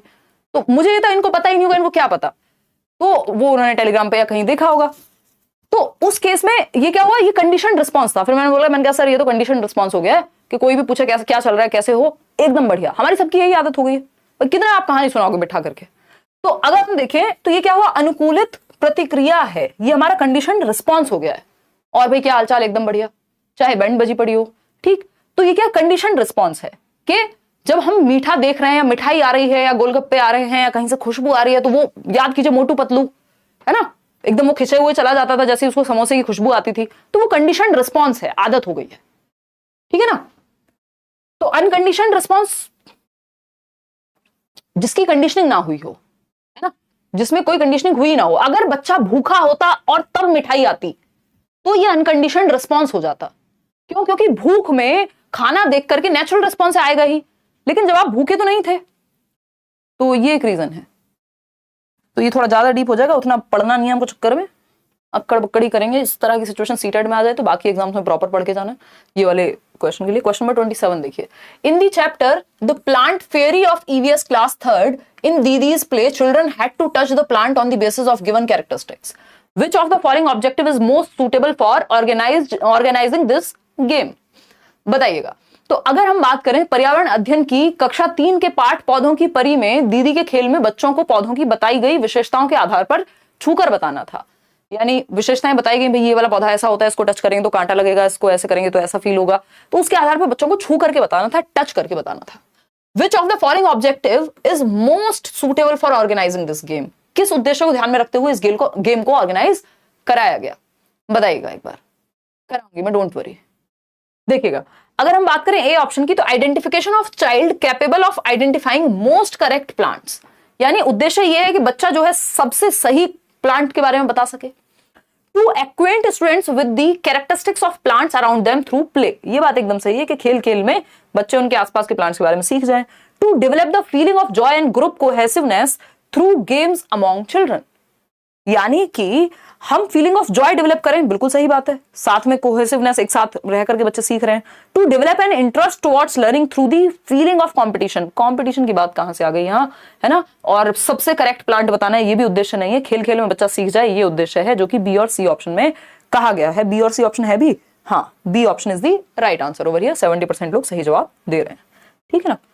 मुझे लगता है कई लोगों ने तो आंसर्स के रट्टे लगा लिए हैं, जरूरी नहीं है सबके सेट में सेम ही आता है, ये कई बार ए बी सी में थोड़ा बहुत अंतर हो सकता है, रट्टे मत लगा के जाना किसी भी चीज के, वहां पे बेस्ट ऑप्शन चूज करके ही हिसाब लगाना है।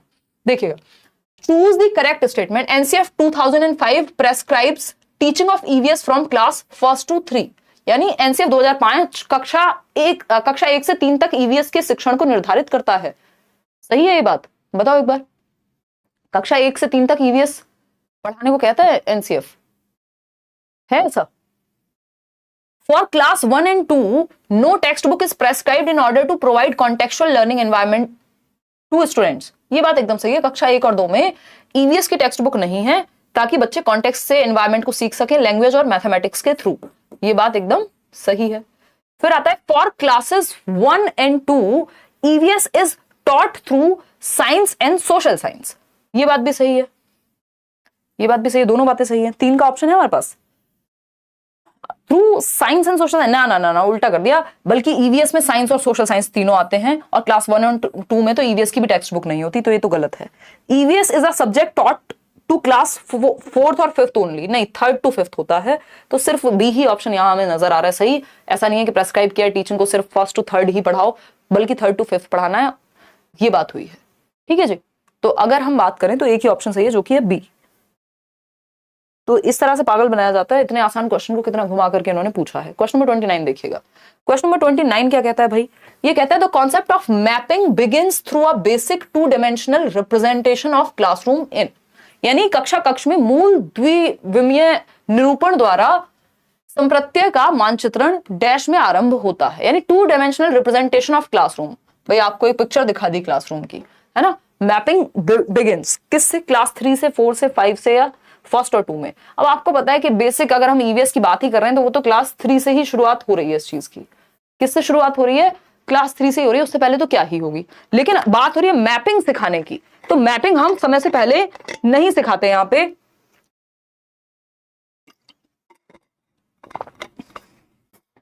सही जवाब आप लोग दे रहे हैं यहां पे, वो है कक्षा 3, भाई class 3।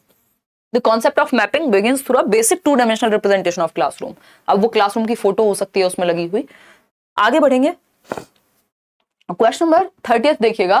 Plants and animals have consciously been included under the theme of family and friends. यही हम बात कर रहे थे ना, फैमिली एंड फ्रेंड्स का सब थीम है जो आपका प्लांट्स और एनिमल्स हैं, ठीक। ये एक बार मैं लिख भी देती हूँ। 6 थीम्स किसी को याद आ रहे हैं? ये तो आज का आपका सेशन हुआ, खैर देखिएगा एक बार। इतनी सुंदर राइटिंग कब हो गई मेरी, रुको एक बार खुश हो जाऊं, पहले 1 मिनट रुको यार। देखिएगा, अगर हम बात करते हैं किसकी, पता नहीं किसकी बात कर रहे थे यार, दिमाग थोड़ा सा जोन्ड आउट हूं मैं आजकल। देखिएगा, प्लांट्स एंड एनिमल्स, हाँ 6 थीम्स की बात कर रहे थे जो ईवीएस में होती हैं। आप लोग चिल्ला चिल्ला के घर वालों को बताओ फटाफट से, अगर प्रीवियस मैराथन वगैरह देखी है आपने तो आपको आइडिया होगा 6 थीम्स कौन सी हैं ईवीएस की, जिन पे पूरा सिलेबस आपका बेस्ड है, आधारित है ना, एनवायरमेंटल स्टडीज। तो अगर हम बात करें, शुरू हो जाओ, 1 2 3 4, बहुत बढ़िया। फैमिली एंड फ्रेंड्स, परिवार से शुरुआत होती है आपकी, फैमिली एंड फ्रेंड्स, परिवार एवं दोस्त, ठीक। फिर क्या है, फूड, भाई परिवार में जन्म हो गया, खाना भी तो खाओगे। फिर पानी भी चाहिए पीने को, वाटर, रहने को घर भी चाहिए, शेल्टर, और फिर एक जगह पे तो टिकोगे नहीं, ट्रेवल करने को भी चाहिए, तो घूमोगे फिरोगे, ट्रेवल। और 6 है things we make and do, things we make and do, ठीक है। बात सही है नहीं, बहुत बढ़िया, ठीक बात है एकदम। तो ये 6 थीम्स हैं जिनमें 2 की सब थीम है, फूड की कुछ सब थीम्स है, और फैमिली एंड फ्रेंड्स में प्लांट्स और एनिमल्स हैं। बाकी सब ये मेजर थीम्स हैं, है ना, मेजर थीम्स हैं 6। इनके अलावा कुछ भी दिख रहा है तो वो सब थीम होगा, या तो थीम ही नहीं होगा। तो family and friends, food, water, shelter, travel, things we make and do, इन पे ही आपका पूरा सिलेबस आधारित है, सारे चैप्टर्स इसी के आधार पे बने हैं। थीम से डिवाइड किया है ताकि होलिस्टिक अंडरस्टैंडिंग रहे। क्वेश्चन नंबर है आपके सामने 30th, plants and animals have consciously been included under the theme of family and friends to highlight how humans share a close relationship with them. चलिए ठीक है। Provide a holistic and integrated scientific and social perspective to them, locate them in a social and cultural context, enable learners to make distinction between plants and animals. जवाब दीजिए। 50% लोग कह रहे हैं ए उत्तर जो है आपका सही है, जिसमें सिर्फ ए, बी और सी है और डी नहीं है। चलिए समझते हैं। इस पर विशेष बल दिया, पूछा क्या है कि जो परिवार एवं मित्र में पौधों में एवं जीवों को जानते बूझते सम्मिलित किया गया है, इस पर विशेष बल दिया जा सके कि मानव का उनके साथ कैसा संबंध है। बिल्कुल सही बात है। फैमिली एंड फ्रेंड्स के साथ जोड़ा गया क्योंकि प्लांट्स हमसे डायरेक्टली रिलेटेड है, ये संबंध दर्शाने के लिए। उन्हें एक समग्र एवं समाकलित वैज्ञानिक और सामाजिक परिप्रेक्ष्य प्रदान किया जा सके। चलो ठीक है। फिर अगर हम बात करते हैं locate them in a social and cultural context, सामाजिक और सांस्कृतिक पक्ष में भी हम जोड़ सकें पौधों को। पूजा होती है बहुत सारी जगहों पे, दुनिया भर की चीजें होती है। विद्यार्थियों को पौधों और जीवों में विभेदन करने की योग्यता दी जा सके। एनिमल्स की बात नहीं हुई थी यहाँ पे, है ना, कि पौधों और एनिमल्स को विभेद किया जा सके दोनों में, इसलिए फैमिली के साथ नहीं जोड़ रहे हैं इसको, है ना। रीजन फैमिली एंड फ्रेंड्स के साथ ये नहीं है, फिर तो अलग अलग भी कर सकते थे, ठीक है ना। तो हमारे पास आंसर बचता है ए, बी और सी का, जो कि ए ही ऑप्शन है। आगे बढ़ते हैं। क्वेश्चन नंबर 31 क्या है क्वेश्चन, ये भी क्वेश्चन पूछा जा चुका है। क्वेश्चन नंबर 31, और ये भी मल्टीपल टाइम्स पूछा जा चुका है ये क्वेश्चन, फटाफट से बताइए।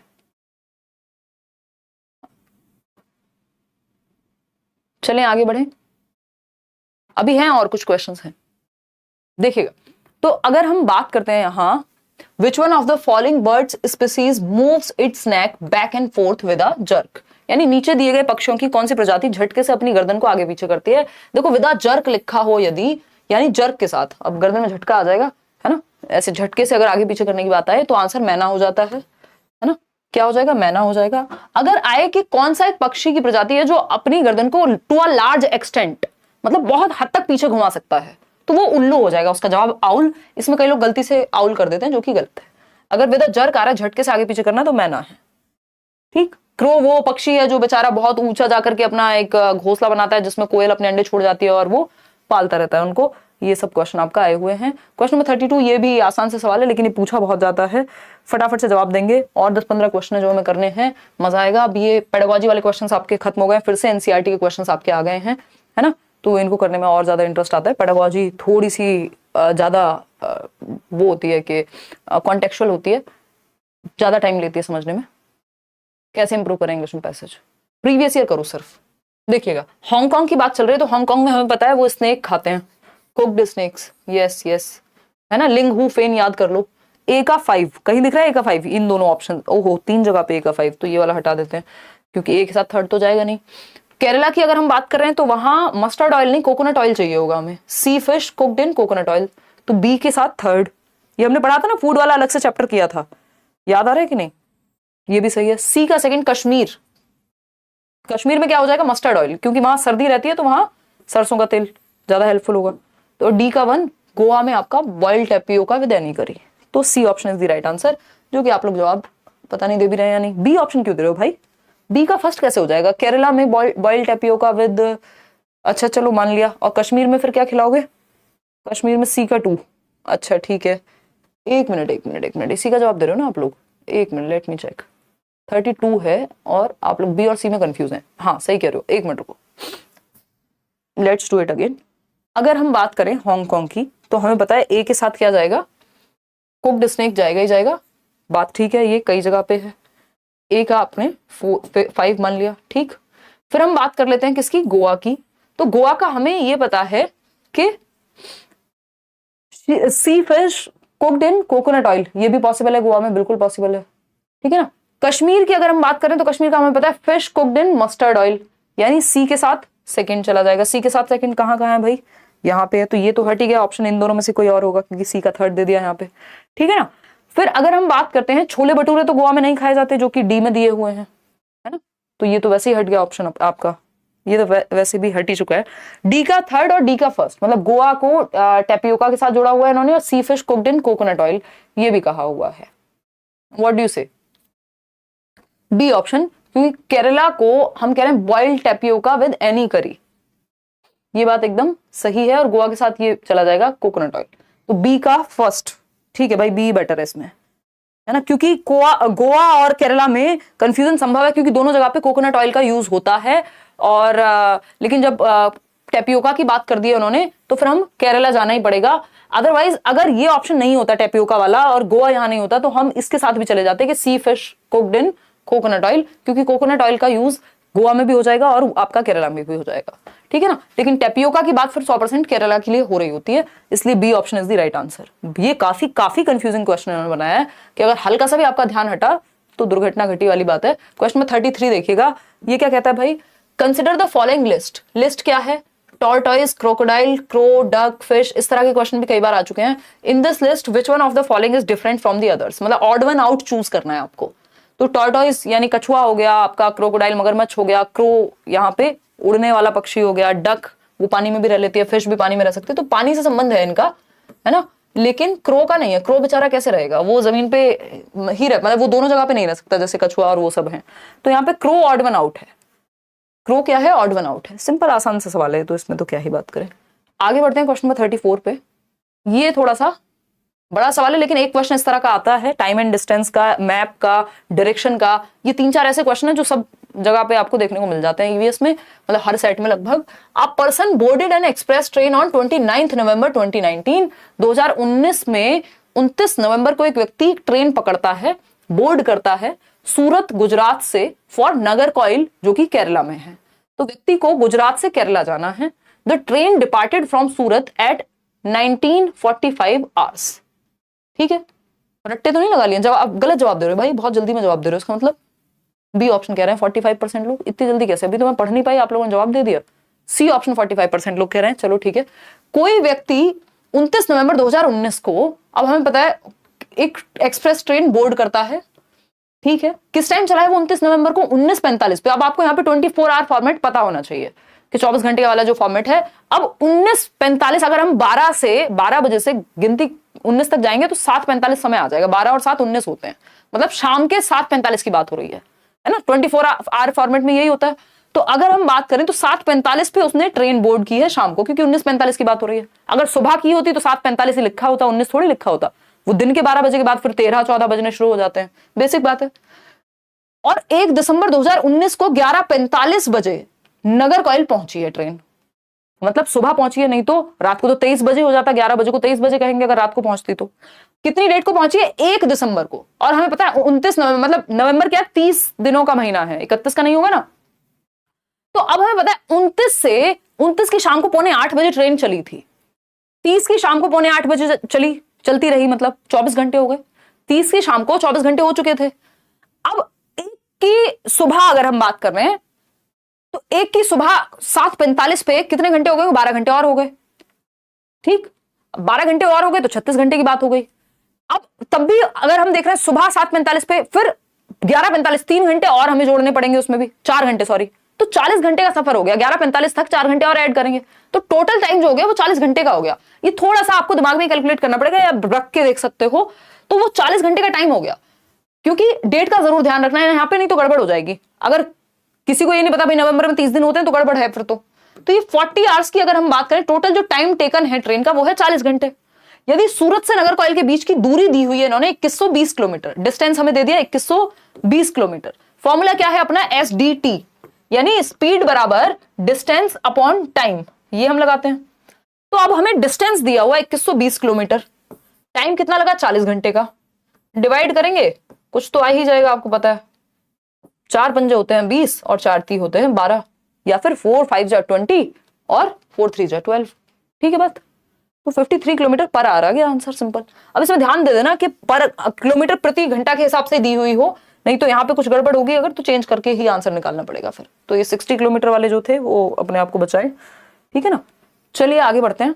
क्वेश्चन नंबर 35 देखिएगा। तो एक क्वेश्चन इस तरह का जरूर आएगा, इसको ये मत सोचिए कोई और बता दे जवाब, ऐसे क्वेश्चन को रोक के खुद से ही सॉल्व करिए। ये मैंने डाला इसलिए कि संख्या ही चेंज होगी, अदरवाइज एक क्वेश्चन डिस्टेंस पे, एक मैप पर, एक डायरेक्शन पे, इस तरह क्वेश्चन आते हैं। विच one of the following is a weight lifter of international fame, ये हमें पता ही है, यहाँ पे बस ऑप्शंस चेंज कर दिए। तो सूर्यमणि, कर्णम मल्लेश्वरी, तो हमें पता है कर्णम मल्लेश्वरी, ठीक है ना। सूर्यमणि की भी आपकी कहानी है आपकी बुक में। क्वेश्चन नंबर 36 देखिएगा, which of the following is a group of roots, यानी कि जड़ों का समूह, रूट्स। तो बीट रूट, पोटैटो, जिंजर, क्या रूट्स का समूह? फटाफट से जवाब दीजिएगा, जवाब दीजिए फटाफट। ये आसान सा सवाल है, कई बार आ चुका है। गाजर एक रूट है, बीट रूट, चुकंदर जिसको हम कह रहे हैं, और रेडिश, ये तीन का ही समूह प्रॉपर बन पा रहा है, नहीं तो बाकियों में समूह प्रॉपर नहीं बन पा रहा कि वो रूट्स हैं। क्वेश्चन नंबर 37 देखिएगा, desert oak is a tree which is found in. Desert oak के बारे में बात हो रही है, फटाफट से जवाब दीजिएगा। डेजर्ट ओक यानी रेगिस्तानी ओक, इस पे क्वेश्चन कई बार आया हुआ है, अलग अलग ऑप्शन आपको दे देगा। ये तो सबसे आसान क्वेश्चन है जो एक लाइन में पूछ लिया, नहीं तो इसको घुमा के भी पूछा जा सकता है, ठीक। तो desert oak is a tree which is found in Abu Dhabi, Australia, desert of Rajasthan, या फिर डेजर्ट ऑफ यूएई। देखिए ये डेट पाम्स की बात होती है तब वो अबू धाबी या यूएई की तरफ जाएंगे हम, जिसको खजूर का पेड़ कहते हैं हम। बात हो रही है डेजर्ट ओक की, तो ओक मिलता है ऑस्ट्रेलिया में, ऑस्ट्रेलिया में डेजर्ट ओक पाया जाएगा ऑस्ट्रेलिया में। अब इसके बारे में कुछ विशेषताएं हैं इसकी कि लीव्स कम होती हैं, ऊंचाई बहुत होती है, लोग पाइप लगा करके पानी पीते हैं इसकी जड़ों में, तने में, वो सब देखिएगा। Desert oak is a tree that is found in Australia, तो डेजर्ट ओक कहां मिलेगा? ऑस्ट्रेलिया में। It grows almost as tall as your classroom wall, ये एनसीईआरटी में दिया हुआ है। जितना ऊंचा आपका क्लासरूम वॉल है, मतलब इतना उसकी ऊंचाई बहुत है, 10-12 मीटर या आई थिंक इस तरह की होती है। पोल पहले ही रिमूव कर दे रहे हैं, अच्छा कोई बात नहीं, वो थोड़ी स्पीड ज्यादा चल रही है, शायद कर लेंगे मैनेज, अभी थोड़ा ध्यान रखेंगे। It has very few leaves, इसमें पत्ते कम होते हैं। Roots go deep into the ground till they reach water, जो रूट्स हैं वो ग्राउंड लेवल वाटर तक पहुंचती हैं। और वाटर जो है स्टोर होता है किसमें? ट्री ट्रंक में, तने में, पेड़ के। और उसको लोकल लोग जो वहां के होते हैं, पानी की कमी होने पर क्या करेंगे? एक थिन पाइप का इस्तेमाल करेंगे, पाइप का इस्तेमाल करके, और ट्री ट्रंक से पानी पी जाते हैं। ये डेजर्ट ओक के बारे में बात हो रही है। यही अगर बनियन ट्री के बारे में, बरगद के पेड़ के बारे में बात हो रही होती, तो बात क्या हो जाती कि उसकी जो नीचे हमें ब्रांचेस लगती हैं वो उसकी रूट्स होती है, जड़ें होती हैं और वो सब। चलिए क्वेश्चन नंबर 38 देखिए फटाफट से, क्या है? Consider the following statements about nepenthes, a plant which hunts. बहुत इंपॉर्टेंट है, बहुत बार पूछा जा चुका है।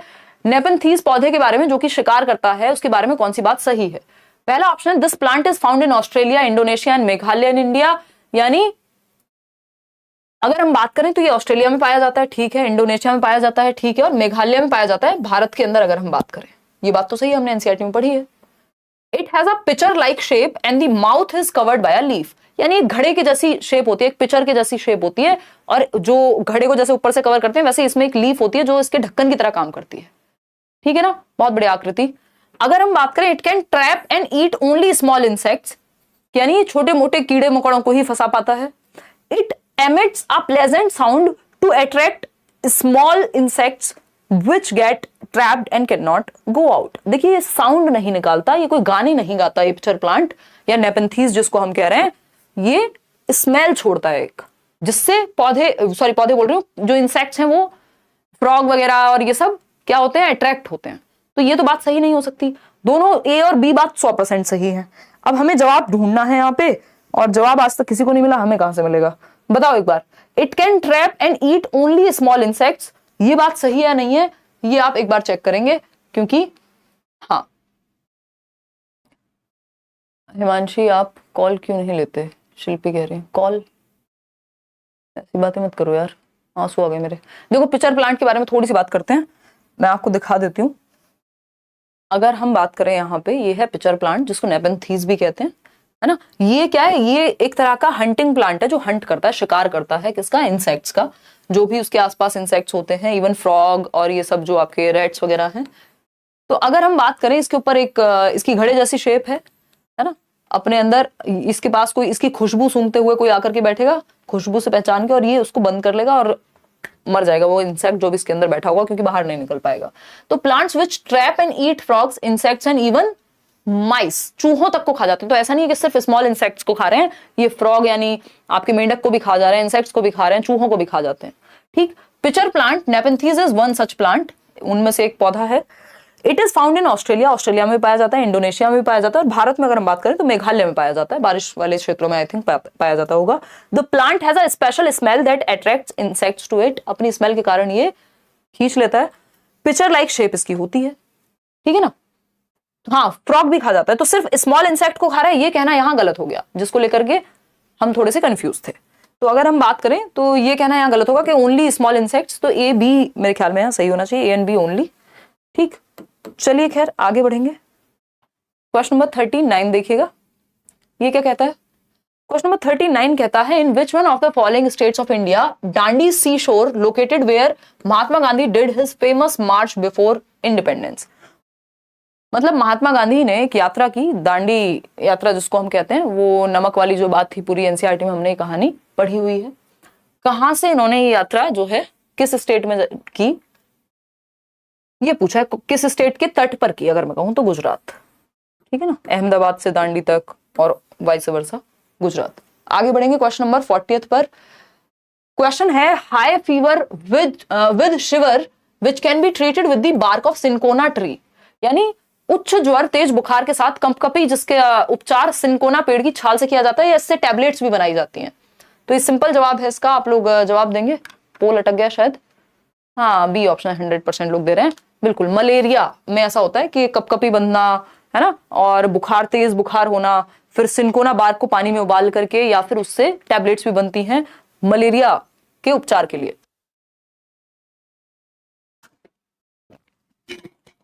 और एक डॉक्टर थे, उनका नाम लिखो फटाफट से, एनसीईआरटी में पढ़ा है हमने, उनके कारण हमें पता लग पाया था कि मलेरिया मच्छर से होता है। अदरवाइज लोग क्या सोचते थे, जो फीमेल एनाफिलस होती है उसी से होता है ना, नहीं तो इससे पहले लोग सोचते थे कि ये गंदे पानी से होता है। ठीक, तो B option is the right answer. और इसमें इनका मन करता तो क्वेश्चन को ऐसे भी पूछ सकते थे कि कौन सी एक बीमारी है जो मच्छर से नहीं होती, तो आंसर टाइफाइड हो जाता, क्योंकि मलेरिया भी लिख दिया, चिकनगुनिया और डेंगू वगैरह। चलो खैर आते हैं क्वेश्चन नंबर 41 पे। ये बहुत ही प्यारा सा जवाब है, मतलब सवाल है, सॉरी। देखिएगा 50 क्वेश्चन हमको करने हैं, थोड़ी सी हिम्मत आपको बांध के रखनी पड़ेगी। एक डॉक्टर साहब हैं जिनका घर एक्स पॉइंट पे लोकेटेड है, उनका हॉस्पिटल जो है वाई पॉइंट पे। कई बार बच्चा हो जाता है कि उस बच्चे का स्कूल है एक्स पॉइंट पे, घर है वाई पॉइंट पे। एक डायरेक्शन का क्वेश्चन चिपका देते हैं प्यार से। देयर इज नो स्ट्रेट लेन, घर से सीधा रास्ता होता ही नहीं है, क्योंकि ये क्वेश्चन नहीं बन पाएगा ना अगर सीधा रास्ता हो गया तो। The doctor's house to the hospital, so the doctor first goes to point A which is 600 metre due east of X. साथ में सॉल्व करते हैं, कोई दिक्कत नहीं है ना, साथ में सॉल्व करें। आपकी मैराथन देखकर सीटेट हो जाएगा, मैंने अभी तक सीटेट नहीं पढ़ा है, कोई बात नहीं, मैराथन देखो, जो नोट्स फ्री दिए हुए हैं डिस्क्रिप्शन बॉक्स में मिल जाएगा, उनको पढ़ लो।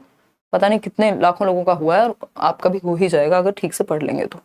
देखिएगा, तो अगर हम बात करें there is no straight lane from the, ठीक है, अब डॉक्टर चलना शुरू करते हैं। First goes to point A which is 600 metre due east of x.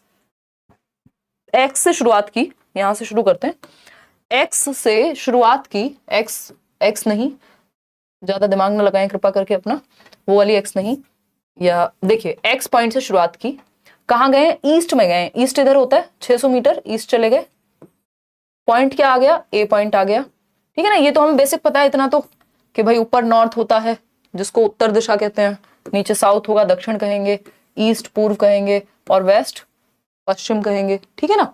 बीच में यहाँ पे नॉर्थ ईस्ट होगा, पेपर में जाके बना भी सकते हैं जिनको ज्यादा दिक्कत हो। ये साउथ वेस्ट होगा, ये साउथ ईस्ट हो जाएगा इसके बीच में, और ये नॉर्थ वेस्ट हो जाएगा।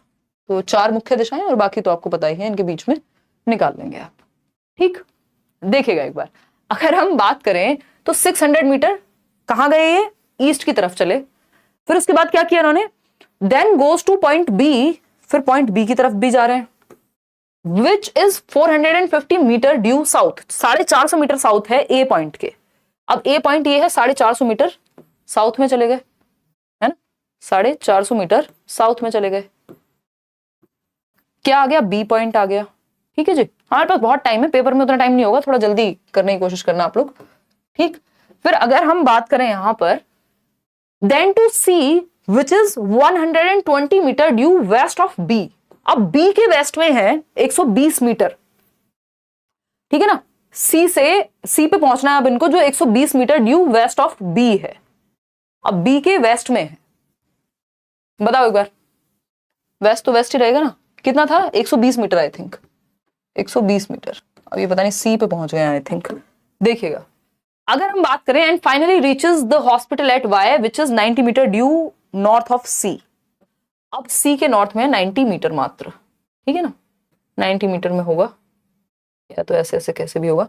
तो अगर हम बात करें, अब यहां से ये कह रहे हैं कि हॉस्पिटल तो पहुंच गए भाई साहब, with respect to the hospital the correct direction of the doctor's house.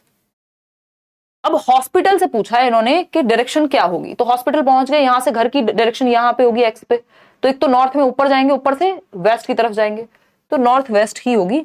ऐसे ही आपको भी अपनी कैलकुलेशन खुद ही समझ आएगी, कई लोगों को मेरी भी नहीं समझ आ रही होगी। तो ये कितना हो गया, नॉर्थ वेस्ट में हो गई डायरेक्शन। क्यों, क्योंकि एक तो ऊपर है, ऊपर से वेस्ट की तरफ है, ये हमने देखा ही था ना, तो नॉर्थ वेस्ट हो गई डायरेक्शन। तो नॉर्थ वेस्ट कहीं ऑप्शन में है भी, या कई बार ऐसा होता है हम जो डायरेक्शन निकालते हैं वो पेपर में आती ही नहीं है। B option is the right answer, ठीक है, नॉर्थ वेस्ट हमारे पास है। आगे बढ़ेंगे, क्वेश्चन नंबर 42, जिनकी इससे अलग आई हो थोड़ा दोबारा से चेक कर लें। Question number 42, Cheraw is the dance form of the people of. Cheraw पे बहुत क्वेश्चन आया हुआ है, चिराओ कह देते हैं हम इसको, कहाँ के लोगों की डांस फॉर्म है। कुडुक लैंग्वेज कहाँ की है ये भी पूछ लेता है, तो झारखंड लिखा हुआ है, हमें पता है कुडुक, वहां के लोग कुडुक भाषा बोलते हैं। मिजोरम का डांस है, मिजोरम का चिराओ डांस, बांस के साथ करते हैं लोग वहां पे फसल के आने पे एंड ऑल, ठीक है ना। तो Mizoram is the right answer, जो कि आप लोग दे भी रहे हैं। आगे बढ़े नेक्स्ट क्वेश्चन पे। क्वेश्चन नंबर 43 देखिए, neighbouring states of Tamil Nadu, Tamil Nadu के नेबरिंग स्टेट्स। अब हमें पता है एक क्वेश्चन, एक क्या मल्टीपल क्वेश्चन आ जाते हैं कई बार मैप पे, तो मैप को जरूर पढ़ के जाना है। तमिलनाडु के निकटवर्ती राज्य आंध्र प्रदेश, उड़ीसा, कर्नाटका, केरला, आंध्र प्रदेश, महाराष्ट्र, महाराष्ट्र कुछ ज्यादा आगे पीछे नहीं चले गए, और इधर आंध्र प्रदेश की तरफ कर्नाटका, छत्तीसगढ़, हो खतरनाक, आंध्र प्रदेश, केरला और कर्नाटका। अब हमारे पास हमें पता है कि आंध्र प्रदेश, तमिलनाडु बिल्कुल पास में है, केरला एकदम, कर्नाटका बात सही है, देख लेते हैं एक बार। तो हमारे ख्याल में आंसर जो है सी होना चाहिए, क्योंकि उड़ीसा को हमको अलग करना पड़ेगा। क्यों, क्योंकि उड़ीसा तो बहुत ऊपर जाकर के है ना, तमिलनाडु से पहले बीच में आंध्र प्रदेश है, इधर केरला है और कर्नाटका है, तो आंध्र प्रदेश, कर्नाटका, केरला ये सबसे ज्यादा करीब है, उड़ीसा तो दूर की चिड़िया हो गई। तो अगर हम देखें तो D option is the right answer over here. 60% लोग सही जवाब दे रहे हैं, तो ये हमें ऑब्जर्व करके ही हटाना पड़ेगा। बाकी तो हट ही गए थे, क्योंकि हमें पता छत्तीसगढ़ इतना दूर है, महाराष्ट्र इतना दूर है, क्यों हम बेकार में दिमाग लगाएं, तो पॉसिबल ही नहीं है कि ये नेबरिंग स्टेट हो। ओडिशा, और इसको लेकर के हम कंफ्यूज थे, फिर हमें पता चली गया हमारे दिमाग में, अगर हम थोड़ा सोचेंगे यार ओडिशा तो ऊपर है थोड़ा सा, केरला और कर्नाटका बिल्कुल चिपके हुए हैं, आंध्र प्रदेश तो है ही ऑफ कोर्स, जो तमिलनाडु का नेबरिंग स्टेट है। तो इस तरह के बहुत क्वेश्चंस आते हैं, कई बार पूछ लेगा आपसे हिमाचल प्रदेश के नेबरिंग स्टेट, तो आपको पता है उत्तराखंड है, पंजाब है, उधर जम्मू एंड कश्मीर है। देखिए question number 44, select the correct statement from the following, Goa and Puducherry, ये हम कर चुके हैं ऑलरेडी, ये रिपीट हुआ है क्वेश्चन, है ना, ये तो रिपीट हुआ है क्वेश्चन, इस पे हम कोई जवाब नहीं मांगेंगे। आगे बढ़ेंगे। 45 है, which of the following is true with respect to family, ये भी हम कर चुके हैं, मुझे लगता है लास्ट के क्वेश्चंस कुछ रिपीट हुए हैं, ये भी हम कर चुके हैं। तो 44 आउट ऑफ 44 ये आप बताना कितने ठीक हुए हैं, मुझे लगता है ये सारे क्वेश्चंस हम कर चुके हैं ऑलरेडी, ये लास्ट में रिपीट हो गए किसी वजह से, ये भी हम कर चुके हैं। चलिए 44, ये पीडीएफ आपको मिल जाएगा आज के आज ही रात को, मतलब सुबह सोने से पहले मैं आपको दे दूंगी। आउट ऑफ 43 कितने ठीक हुए वो आप बताइएगा। सेशन आपको पसंद आया हो तो लाइक शेयर आप कर लीजिएगा। कहाँ मिलेगा पीडीएफ, किसी भी फेक चैनल फेक वेबसाइट से नहीं जुड़िएगा। कोर्स लेना है तो करियरविल ऐप, और अगर हम टेलीग्राम पे जा रहे हैं तो लेट्स लर्न स्क्वाड ये सर्च करेंगे, 8.5 से ज्यादा लाख लोग वहां पे जुड़े हुए हैं, ठीक है ना। तो चलिएगा, खैर आगे बढ़ते हैं, और लाइक शेयर सब्सक्राइब आपने कर दिया होगा। इस टाइम पे जो आपका मैराथन सेशन है वो है 10 अगस्त से, और 10 से 15-16 तक मैं कोशिश करूंगी, या मतलब 20 से पहले पहले आपके सारे मैराथन्स हो जाएंगे, और बहुत ही क्रिस्प तरीके से रखेंगे ताकि सारा रिवीजन का समय आपको मिल सके, है ना। अब कुछ कारणवश ऐसी सिचुएशन बनी कि वो डिले करने पड़े, नहीं तो 1 तारीख से ही लेने थे, पहले ही बफरिंग का नाटक, फिर थोड़ा सा समस्याएं परिवार में। तो आउट ऑफ 43 क्वेश्चंस जो हैं वो कितने ठीक हुए वो आप कमेंट्स में बता ही देंगे। और ये कॉन्सेप्ट्स को मल्टीपल रिवीजन चाहिए तो वो जो आपको नोट्स मिले हुए हैं एनसीईआरटी के उनको रिवाइज कर लीजिए। 39 आउट ऑफ 44, 30, 34, 37, बहुत बढ़िया यार, ठीक है ना। हाँ मैम सब पढ़ लिया फिर भी डर लग रहा है, वो नेचुरल है विचार, है ना। कितना प्यारा नाम आपने रखा है अपना, पता नहीं घर वालों ने रखा है नहीं, बट आपने रखा है, अच्छा है विचार, ये नेचुरल है। थोड़ा बहुत डर लगना स्वाभाविक बात है, इसका मतलब आप सीरियस हैं उस चीज के लिए। ऑल द बेस्ट भाई मेरी तरफ से। इसने अभी तो मैं जुड़ी हुई हूँ साथ में, पेपर तक तो बहुत काम करना है अभी। आज बफरिंग नहीं थी ना कंपैरेटिवली, एक बार बताना मेरे को कमेंट करके सेशन के बाद, मेरे ख्याल में बफरिंग नहीं रही होगी। फिर भी आपका कोई डाउट हो तो आप कमेंट्स में पूछ लीजिएगा। धन्यवाद। आंसर बिल्कुल आंसर मार्क करके दूंगी आदित्य मैं पीडीएफ में, डोंट वरी। आज वाली प्रीवियस पीडीएफ तो फिर आंसर के साथ नहीं मिलेंगी आपको, बिना आंसर के साथ मिलेंगी।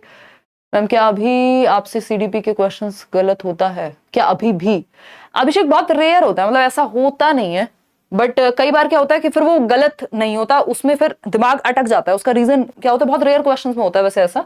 उसका रीजन ये होता है कि बोर्ड क्या मान के चल रहा है, फिर दो चीजें सही होंगी और वो आपको पता है यार सही ही होंगी, किसी किसी क्वेश्चन में ऑफकोर्स ऐसा होता ही होगा, बट तो उसमें वो कॉन्ट्राडिक्शन आता है कि अगर हम थियरी से चलें या कॉन्सेप्ट से चले और मेरे को वो इंट्यूशन आ रहा होता है कि नहीं यार बोर्ड इसके साथ जाएगा, तो वो वैसा सा कई बार हो सकती है, ये सिचुएशन बनती है ऑफकोर्स, बट ऐसा नहीं होता कि बिल्कुल ही कुछ और ही हो गया, मतलब पूछा था जाना था जापान चले गए कहीं और, वो वाला सीन नहीं होता। बट ऑफकोर्स इंसान ही है ना। देखिए ऑफलाइन क्लास यार अभी के लिए इस बार की ऑफलाइन क्लासेस को कैंसिल ही किया गया है।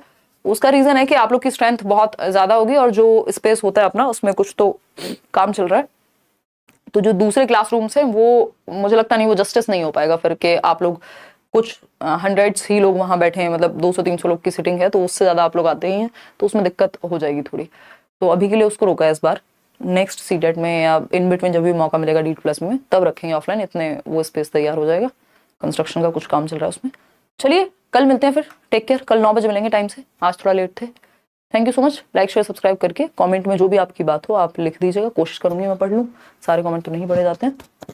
37/44 2-3 क्वेश्चन गलती से गलत हो गए। Thank you so much ma'am, आपका मैराथन का वेट है मैम, जल्दी करा दो, आज बफरिंग नहीं थी, बस यही सुनना था अंशु। हम इतने दुखी हो गए हैं, 2 दिन तक तो लगातार काम चला है इंटरनेट पे और सब कुछ पूरा चेंज करा दिया है, हो सकता है कल एक और एक्स्ट्रा वाईफाई भी लग जाए, बट लेट्स सी। चलिए टेक